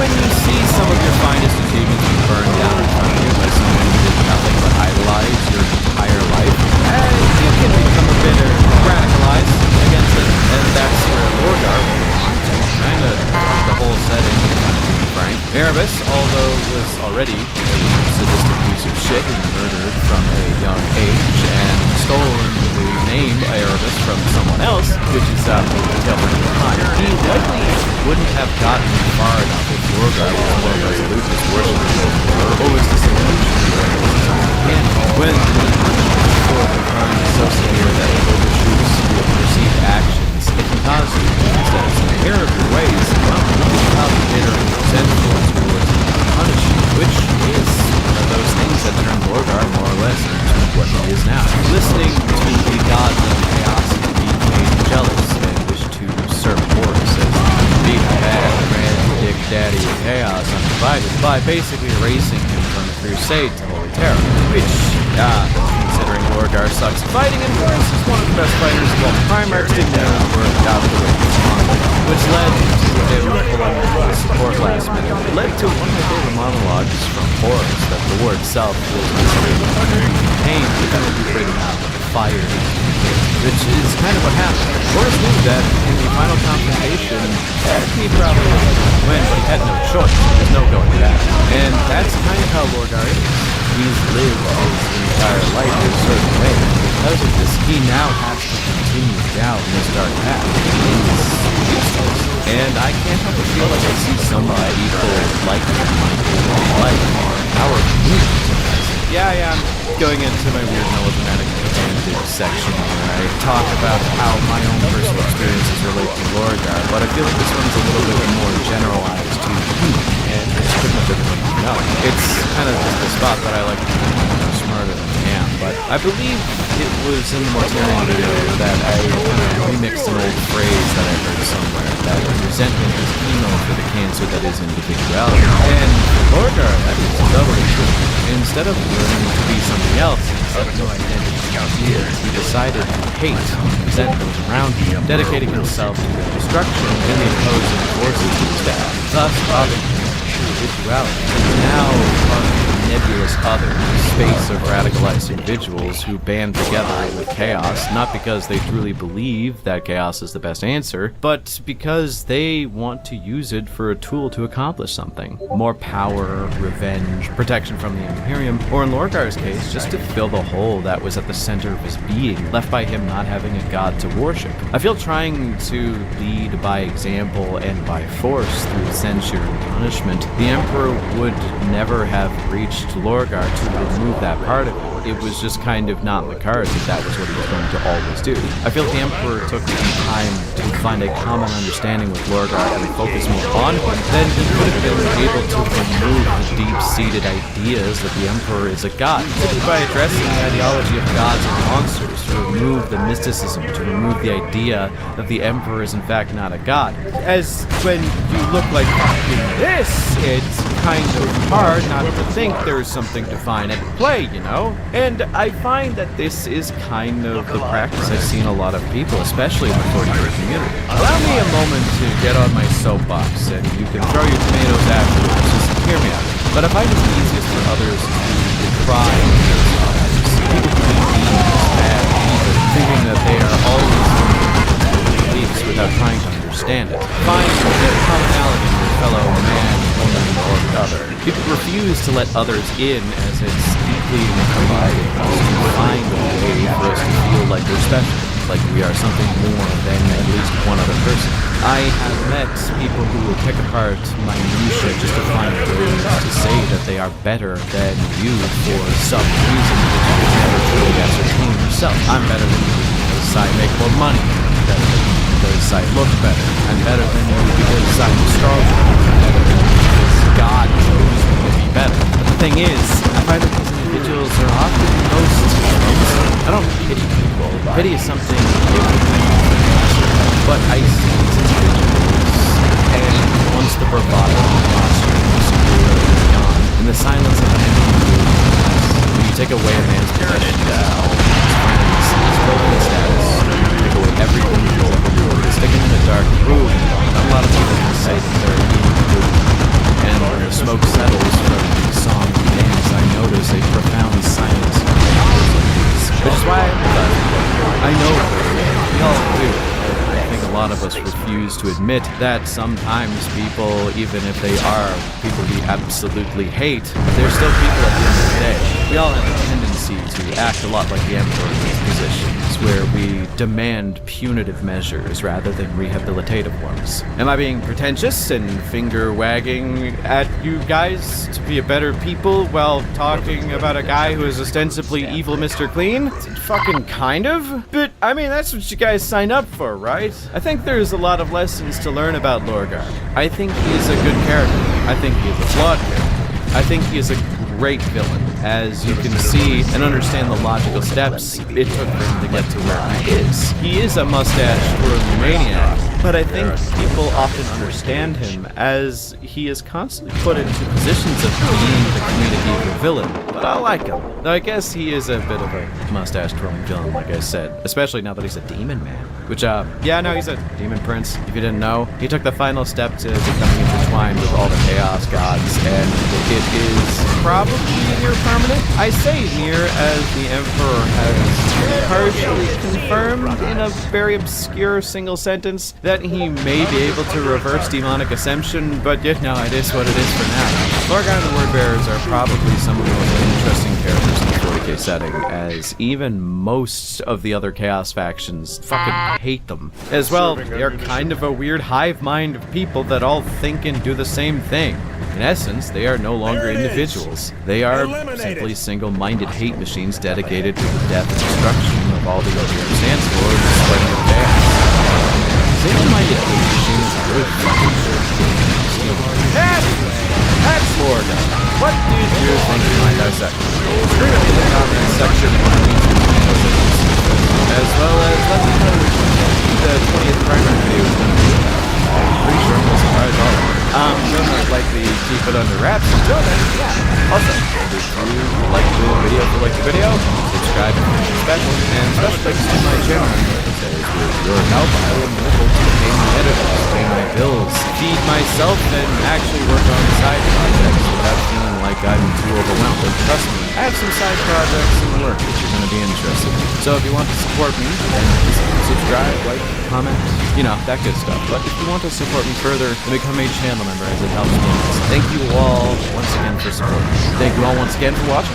And before I go, I don't care if you think I'm pretentious. I know my truth. I know that I am in fact the dumbest person in any room that I enter in, and at any given chance I will take the time to pretend to be smarter than I actually am.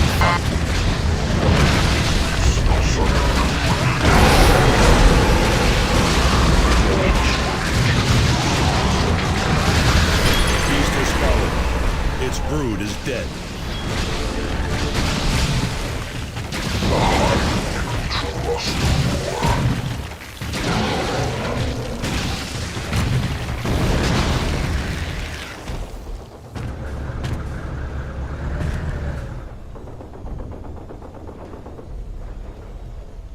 Our foe is not finished with me, nor I with them. Say it now before the cleansing begins. The enemy has targeted one of our turrets.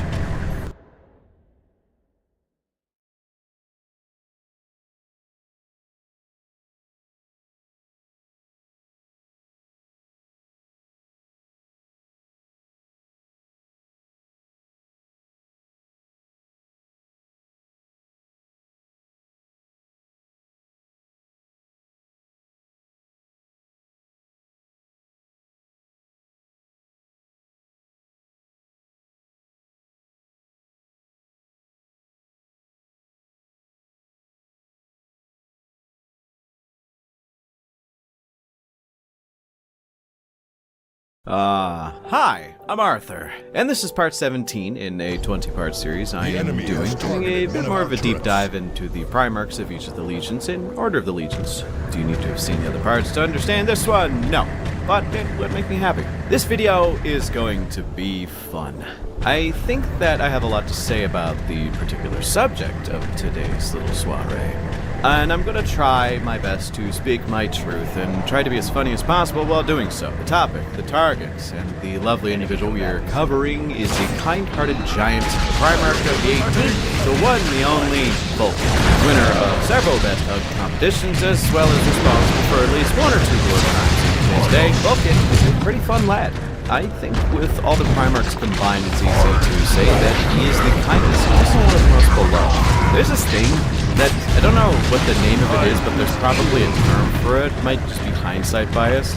But if I ever went to someone and was like, hey, what's your favorite Primarch? And their response was Alfarius. My immediate response is, oh, why is that? Not because there's anything wrong with any of the Primarchs or that I judge Alfarius for his mere existence, but usually because when someone picks one of the weirder dudes, I feel there is either a justification or a story behind it that I'm curious to learn more about. But if someone ever says Vulcan, I literally don't need any further explanation. He's just kind of cool. He's like, same with like Gilliman, Rogel Dorn, so like, you know, the guys that are like, you can immediately understand the appeal of. They're all solid choices, and I think that Vulcan is kind of the top of the heap there. He exemplifies the concept where my exact response whenever someone says Vulcan is just, nah, I get you. I understand the person on a spiritual level after that. He is one of those guys that if you identify with him, I bet you're pretty chill. But yeah, we do have a lot to cover as per the usual. So I'll do my normal form. Discuss his relationship with his family, discuss his relationship with the Emperor, discuss his relationship with his Legion, all that fun stuff. All squads but are restored, I Commander. gotta cover his start. The Tyranid He brood, began however, and has who yet to he is recover. personally. It Before is I get vulnerable to a into renewed any of attack. that, I just want to say, if you like the video, make sure to like the video. If you like me, and you think I'm cute, then subscribe, as it helps a lot. Use code BONEZONE at checkout for 10% off GamerSubs purchases, or click the link in the description, and let's hop in, shall we? Vulcan, during the scattering of the Primarchs, was sent to a planet that I only marginally hesitate to call a shithole, because I feel like I overuse that, but it kinda is. Like, it's a sun-baked volcanic planet by the name of Nocturne, and it is literally covered with dragon-like creatures called salamanders, which are, well, they're dragons that are more or less immune to fire. He was adopted by some random blue-collar worker by the name of Unbal, who basically saw Vulcan as kind of a mythical, prophesized, chosen whatever, which, when you reach 6 feet tall, by the age of, like, 4, have glowing red eyes, and have literally fallen from the fucking sky in a burning meteor, which, yeah, I'd probably be a bit invested in the child's safety after that. Yeah, it does make a lot of sense why I came to that conclusion. The thing with Vulcan is he was taught the trade of blacksmithing, as Inbal is just kind of a regular guy, a commoner. And this leads into what, you know, Vulcan and all the other Primarchs kind of tended towards, which is when they were taught a skill, they immediately became the best at it. But there is an important distinction to make with Vulcan. See, with, say, Perturabo or Ferrus Manus, it was kind of a similar situation where they were taught a specific trade or craft, usually around the creation of metallic goods, and they just became the best of it. But with Perturabo, Ferrus Manus, and, you know, any other craftsman Primarchs, you find that there isn't a level of passion there. It is a dispassionate idealism, this idea of I am the best, therefore I make the best things to suit whatever needs that I have. Meanwhile, Vulcan, it kind of comes off to me that he creates things for the purpose of creation. He enjoys the process of blacksmithing, and so he does it. He does things that he likes because he likes doing them. There doesn't really need to be a reason for him to do it, he just does it because he wants to. And that leads to his artisanal equipment to have a bit more flair to them, if you mind the pun. But yes, at the heart of Vulcan is passion for his art, and I think that's a very endearing thing, but we'll come back to that later. Vulcan does things because he wants to, not because he's told to, so we'll stick a pin in that specific idea for a little corkboard for later. But yeah, Vulcan, as is with most Primarchs, grew up to help the people of Nocturne, and in a way, we can all agree is fair, balanced, and even fun by slaughtering a shitload of Dark Eldar. Yeah, Nocturne had a bit of a Dark Eldar problem, and thus he kind of developed a hatred for them early, like any based man should. But yeah, after purging the Dark Eldar from Nocturne and making it very evident that they should not fucking return, and being considered a pretty cool guy, having done so, Vulcan entered into a competition, a bunch of tests of strength to bolster their morale, as well as celebrate everything that's going on. Nocturne and a bunch of the other common folk. Here's where something particularly interesting happened. See, during the celebration, a stranger appeared. He was kind of out of place, a pale man in robes that seemed of a material that didn't really fit Nocturne, and no one could really place exactly where it would have come from. He was not from the lands, obviously, and he was also incredibly pale, which on a planet that's baked in the sun as much as this, he wouldn't exactly survive that. But yeah, he showed up and talked one hell of a big fucking game, but yeah, basically he stated that he could best any man on Nocturne in any challenge. Now, see, everybody here was gassing up Vulcan because bro is like Ronnie Coleman skilled up. Vulcan always accepted the challenge.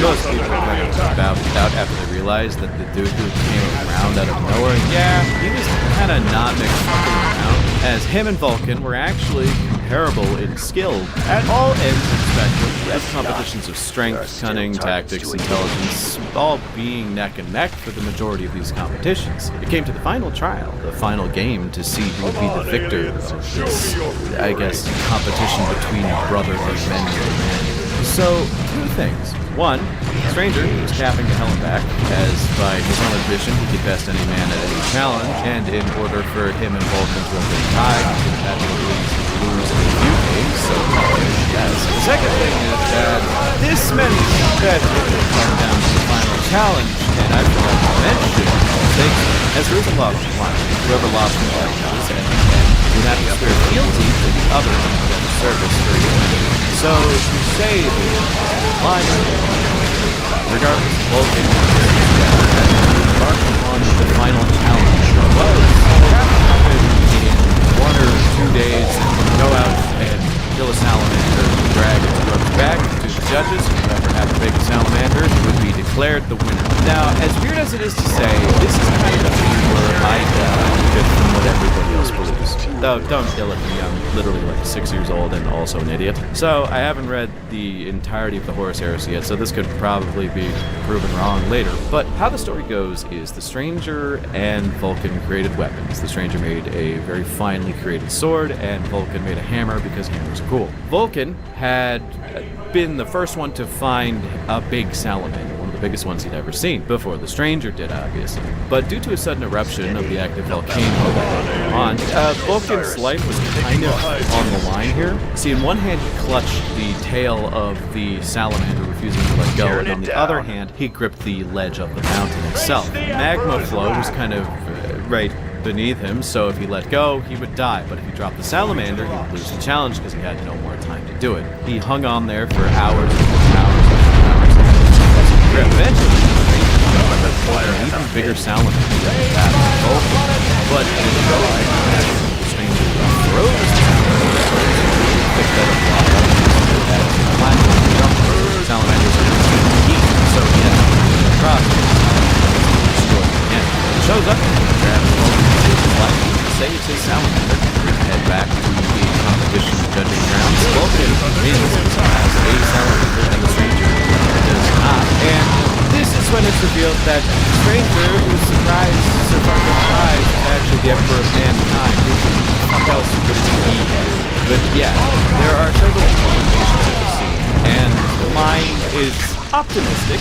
But the main way people see this is it was a ploy by the Emperor to convince Vulcan through kind actions to serve him, as he could probably tell that this big lug wouldn't truly serve him if he had just one arm. So showing this kind act was pretty easily sway Vulcan to the side. I think it is kind of nihilistic to see in such a light. I like to think that the Primarchs are actually each shards in some way of the Emperor's personality and their manifest. Now, there is also the impact of the societies they were sent to have on them in but the inherent kindness and compassion that is in Vulcan, I believe is also in the Emperor. I think the Emperor was being genuine in saving Vulcan. Because, I mean, realistically, would Vulcan say no after the Emperor revealed himself to be his actual dad? I think that it all worked out, literally, because real respect's real. I think it's so fucking cool that the Emperor chose to be kind as well. In all honesty, he didn't need to go through all this. He could have just shown up before the competitions even began, been like, oh yeah, I'm endorsing Vulcan and I'm gonna send my best champions and we're gonna have a great time. There's so many things he could have done.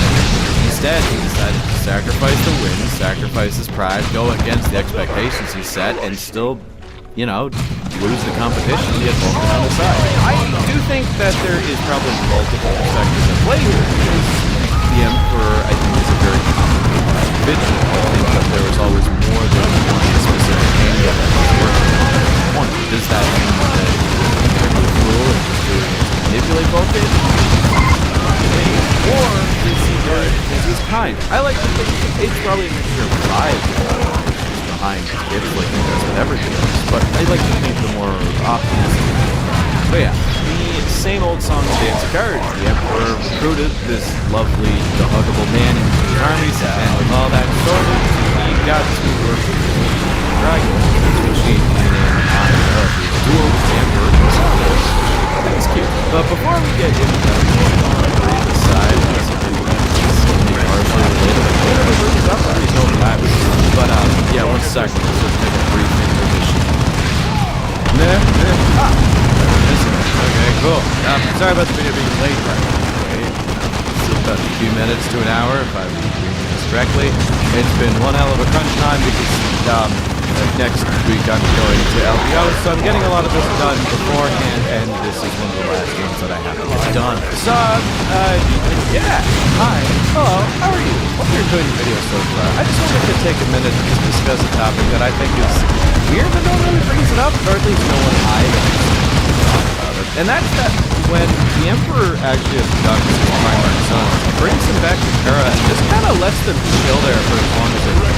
I don't even think there's a time limit. I think that in general, he takes them to Terra to teach them the environment history and time, teach them the ways, teach them the languages, and then lets them tinker around with whatever technology they want. I know that the adjustment period is described as weird at the best of times, and I know that some Primarchs adapt to it better, but this is basically so that they get as much time as they want with the Emperor of Mankind before they're set off into the future, so that they know they're fighting a war rather than just fighting a guy for absolutely fuck all nothing. Now, there is some interesting notes to be had here. Apparently, Vulcan was one of the most pleasant ones to be around on Terra, though Melkador, if I remember correctly, was very opposed to the level of hugs and kindness and physical gestures that Vulcan would give. I think it's very interesting that they never bring that up, because it's such an interesting idea that that is where they get their idea of humanity, from its core, from its center, as well as a mixture from their home planet.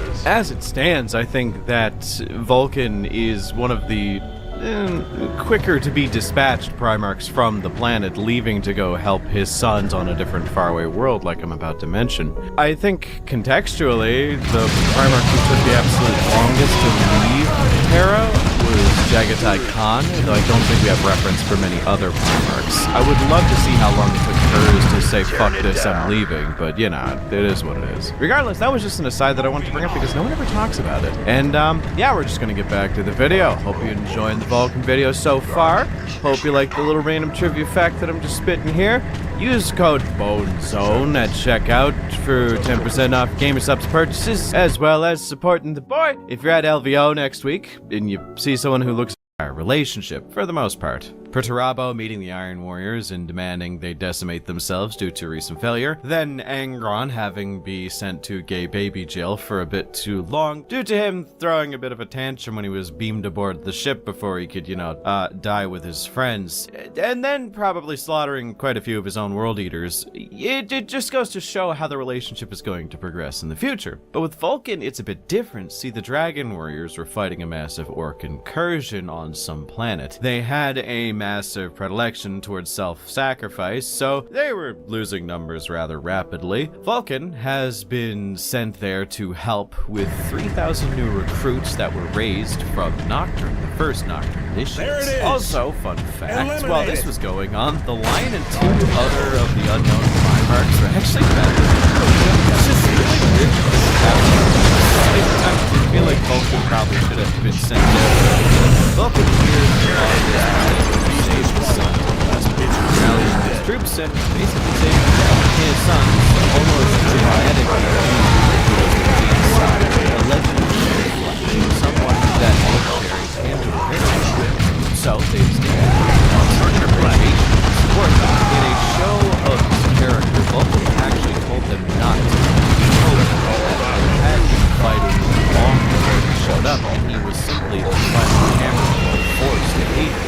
He should be kneeling to them, as they are the true heroes here, and sons of him, true and blue. Which is such a fucking Vulcan thing to do, dude. He praised them for their heroics, their compassion, and their willingness to sacrifice it all if it meant that they could save just a few more civilians. They truly were genetically his kids, and this dude was happy as can be about that. So, cut ahead, and you have yourself one of the happiest legions out there. Sort of. Well, happy when they aren't dealing with, like, Dark Eldar, which is pretty common, as they did enjoy dealing with Dark Eldar from time to time, but that would get really dark really quick. And when I say dealing with them, I actually mean with flame-based weapons. Now that we kind of have an idea of the force of the sea, let's kind of talk about what actually happened during these touch upon before we get into the fight. As there was kind of a plot that was happening very There isn't much detail needed other than Vulcan really got fucked over from the start, but in general, they know he is banned by the outside sphere. There are a lot of loyalist forces were deployed to Maverick and Taurus, and the few of the traitor forces that were down there. Half of the reinforcements that were sent were actually traitors and slaughtered the majority of the loyalist forces there. While the Salamanders were part of that, which is not good. So a lot, if not most, of the Salamanders were killed during this excursion. Check out my Kings did that, but in general, they self-sacrifice to save the others kind of cost Salamanders the majority of the reasons. It even led to Vulcan dropped on him, or killing him and his sons. Okay, sort of. See, this is where we find out that Vulcan is something that is referred to as perpetual. But Vulcan is kind of a true immortal. You can throw him into part of the star, somehow he will respawn a short while later, and might I add, also he will be incredibly pissed off. So he did that, but all good things have to come to an end, and he ended up getting captured by the Night Haunter, which, if I may be frank, in the top 5 worst fates to be possible in 40k, I'd say being captured by the Night Haunter I have is been studying likely chapter the worst, records, with a close second and these being look to be the Hanzo same existing on Tyranids same the Ultramarines planet as you, defeated but I on digress. Tarsus. So Curse, They may very well girly be pop, from that high he fleet, is Thaddeus. decided to torture This Vulcan is what in as makes many the Tyranids ways so as deadly. he possibly could Only think a of. few Finding out hive that ships Vulcan need could to actually escape never a battle truly for the die, hive he just fleet to dedicated a survive. huge swath of These time few to ships will torturing him go and trying on to to break devour a him few mentally and poorly defended psychologically. worlds. He would put This him into provides tests the that would biomass needed to completely break replenish the down hive fleet Vulcan's and make character, it or at least even attempts larger to, given enough such as time. an area filled with Every hive civilians fleet with a we have massive encountered anvil has had the over it potential to and topple the fixed to a Imperium, massive chain, and and each Vulcan one has the had to be the potential only to spawn person any to number stop the of chain from splinter fleets dropping if on they top of escape them. to It was weaker basically sectors. to make him give up Mark my and words, crush them Thaddeus. early, The just because, like, you Imperium know, has it's kind no of a shortage foregone of deadly conclusion, enemies, but that's kind of the interesting all part. pale He in held the weight comparison to the until he Tyranids. couldn't do it anymore. Because even though the end point is kind of predetermined, the struggle is what matters most here. But death after death, time after time, Vulcan would never break, and his morals would never be sacrificed. And this all led to the ultimate final battle between Kurz and Vulcan, where Kurz left Vulcan's super magic special super mega hammer, Dawnbringer, at the end of this massive labyrinth that was constructed in his honor. See, Dawnbringer had a teleporter inside of it that Vulcan could use to teleport back to his ship and get to safety. And, you know, all he had to do was just go find it. It took an uncomfortable amount of time, but he did it. He found his hammer after being murdered over and over and over by Kurz. He hefted the hammer and pressed the teleport button to find it wasn't working. The hammer's tech shit had not been working at all. Kurz laughed at Vulcan's face, having appeared from the shadows behind him just to taunt him, to tell him that he was a fool for ever believing that he would let his prize leave so easily, that it was so funny seeing him try and fail, that he had stripped the teleport bullshit from the first second it landed in his tech bay. Kurz wanted to drink in the misery of Vulcan realizing that he truly couldn't escape, but Kurz was interrupted by Vulcan stating a simple fact. "You're forgetting one thing, brother," to which Kurz, still amused, asked, "Oh, and what's that?" Without hesitating, Vulcan kind of puts his hammer in both hands and simply says,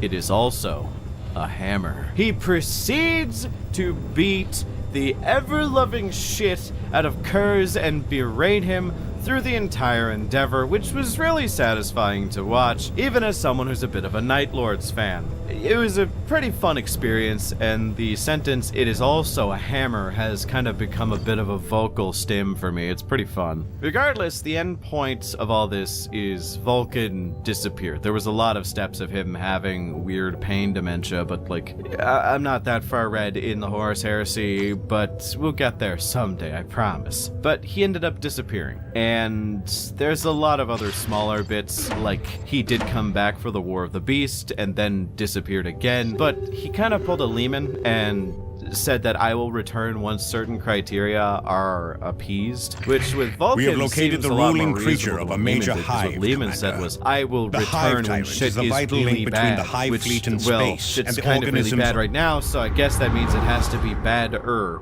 No, Vulcan, what he did was he basically said, if you collect my 9 super magical special whatever artifacts, then I'll return. Which they've been doing a pretty good job of collecting them. But we don't really know where Vulcan is. We know that he disappeared, probably goes on a soul-searching mission, and wants to test his sons to see if they're going to maintain his level of protection of the civilians. So, doing this video, I have gained a much greater appreciation for Vulcan than I did before, to the point where I have been looking at salamanders and I love the miniatures, especially for the horse heresy. I love just the aesthetic of them, and I love the fact that they're kind. But Vulcan himself, he's a good guy. His Legion are good guys. He is a fun dude to hang out with, and honestly, I don't think I'd want it any other way. But the thing I admire most about Vulcan is kind of ubiquitous to the setting, and that is the indomitable might of the human spirit, but not in the way that we are a wrathful species and will burn the entire universe down, a society of individuals dedicated to war. No, it's more, we are primitive, yes, but at our core,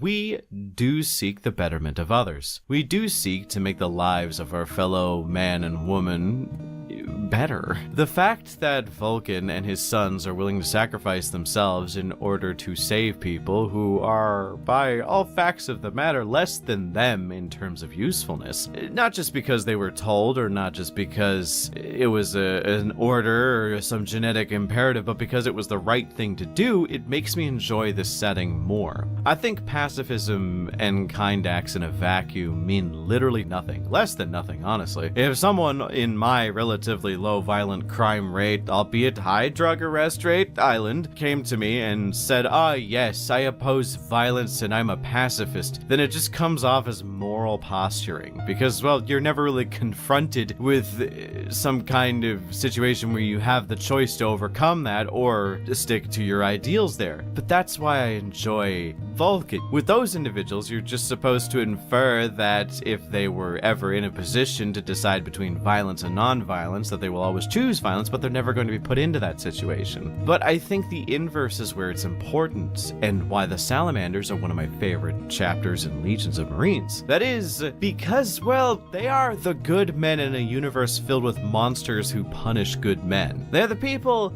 who, even if it means they will sacrifice themselves, they will do it every time if it means just saving one person who cannot protect themselves. They will do it no matter what. Not because they are predisposed to do so, not because it was something they were told to do. They will do it because it is the right thing to do. It's the kind thing to do, which is why salamanders stick out. They actively put themselves in harm's way, not just because they are space marines and they are the sword of the Imperium, but because they are the shield of the people of the Imperium. They know that you're not just supposed to attack the things that are trying to destroy your way of life, but defend your way of life as well. A lot of Marines tend to forget that. It's why some of my favorite interactions in the setting are between Black Templars and Salamanders, as they are two opposite sides of the same coin. Salamanders have never forgotten. They are the shield that protects the weak, and Vulcan is the distillation of that. Vulcan is a champion of humanity, and I love him as a character. I think we can all learn a lot from Vulcan, to do the right thing even if it comes at great personal cost to ourselves. So with all that being said, of course we are kicking off the new year with an Erebus video followed by a fucking Vulcan video. Why the fuck else would it be any different here? I think it's on brand for this channel. Regardless, thank you all for watching, and make sure to let me know what you think of Vulcan in the comments and what kind of content you'd like to see coming in with the new year. Special thanks to my channel members for supporting me. And if you want to support me as well as gain access to early or additional content, then become a channel member today. As a heads up, thanks again for watching, and I hope you all have a wonderful year.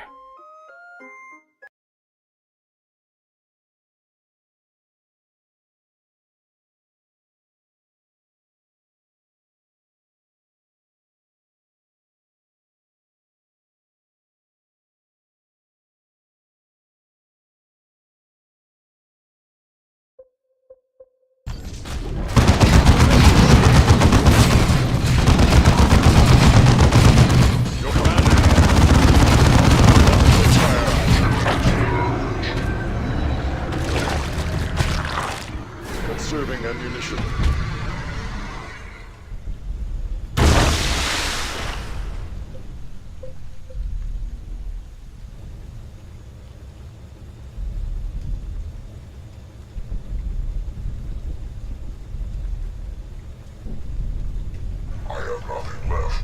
Devastator Marines. The chapter's recruits stand ready. Yes, Commander. We'll engage on sight.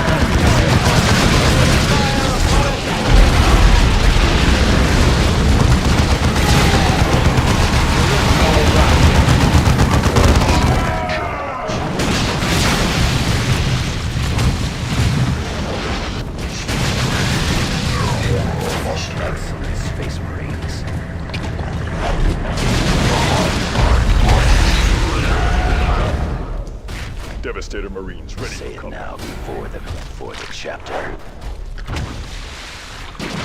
Make righteousness your strength.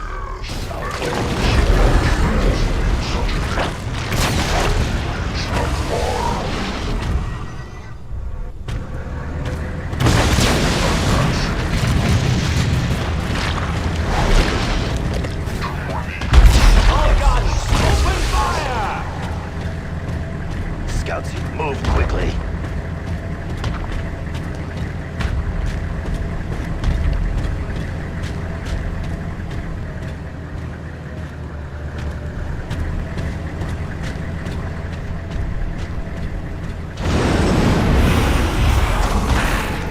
This is Atticus.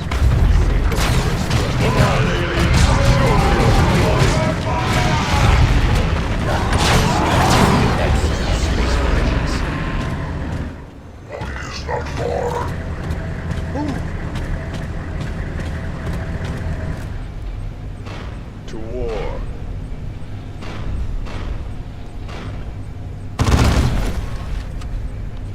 Objective taken. Weapons ready. Standard firing mode.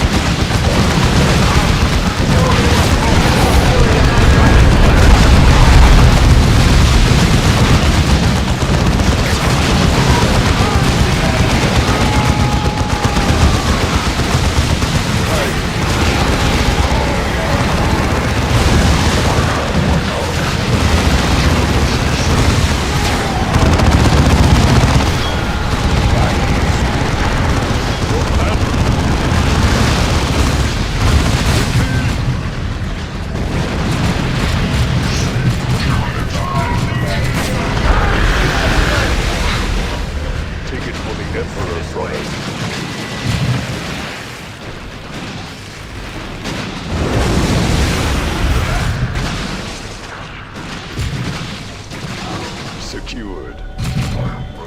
Weapons ready. As you order.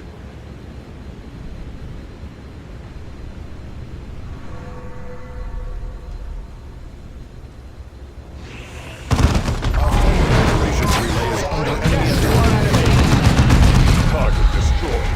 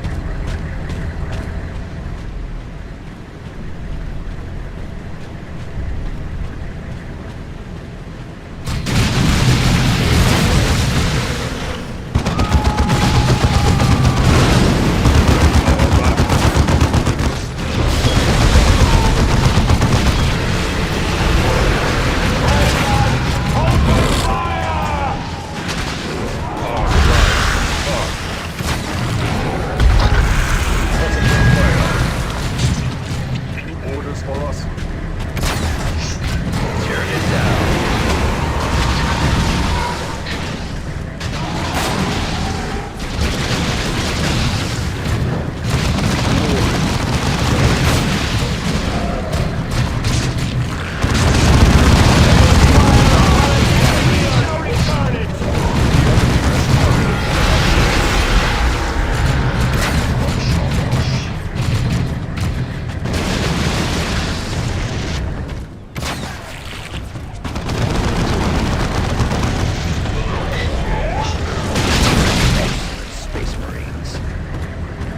Devastators.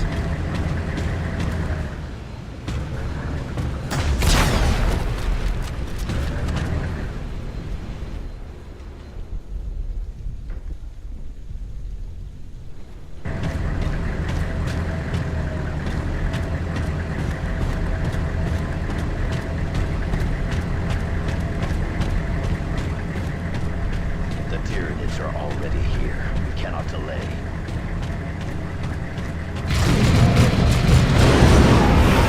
Locked in straight.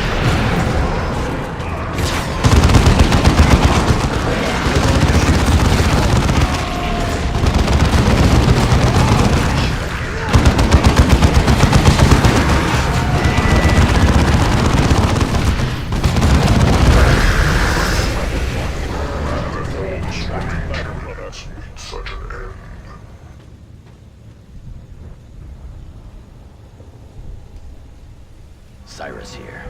Battle ready once more. Here is the tyrant beast. At last.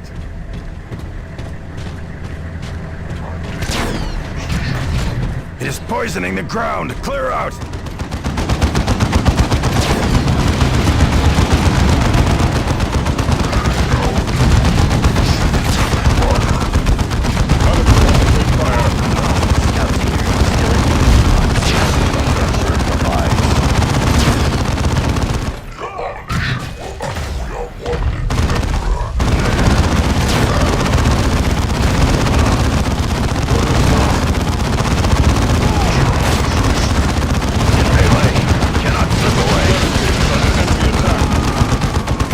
Charging! Move!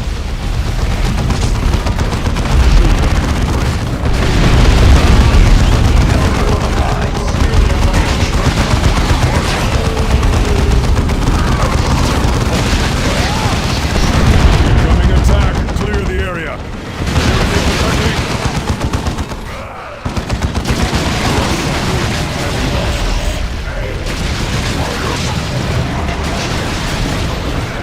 Devastated. Need only a word.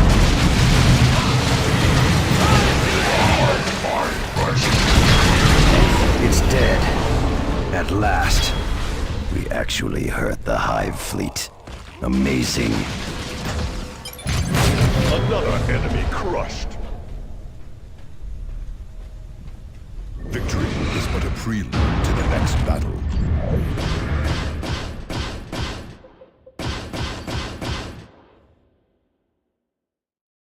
You have struck a telling blow, Commander. Legions of Tyranids are directionless without their tyrant. The Hive will eventually produce another Hive tyrant, but it will take time. That it will, Sergeant, and we can make good use of the time before it does. Angelos out. Avitus and Tarkus served on Cronus, but not you, Cyrus. No, I was assigned to train scouts for Captain Boreal's campaign in the Karava system. A blight on our history. Why so? Obviously you all know something. What happened to Captain Boreal? The Karava campaign did not go well. Boreal and many others died there, including most of my scouts. Karava left the chapter dangerously undermanned. If we lose our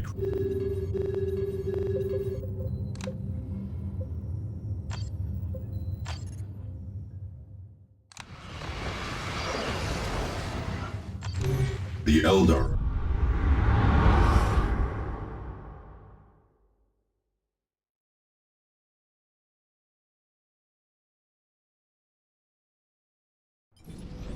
What would the Eldar want with a foundry? Suffice it to know that they wish it, Avitus.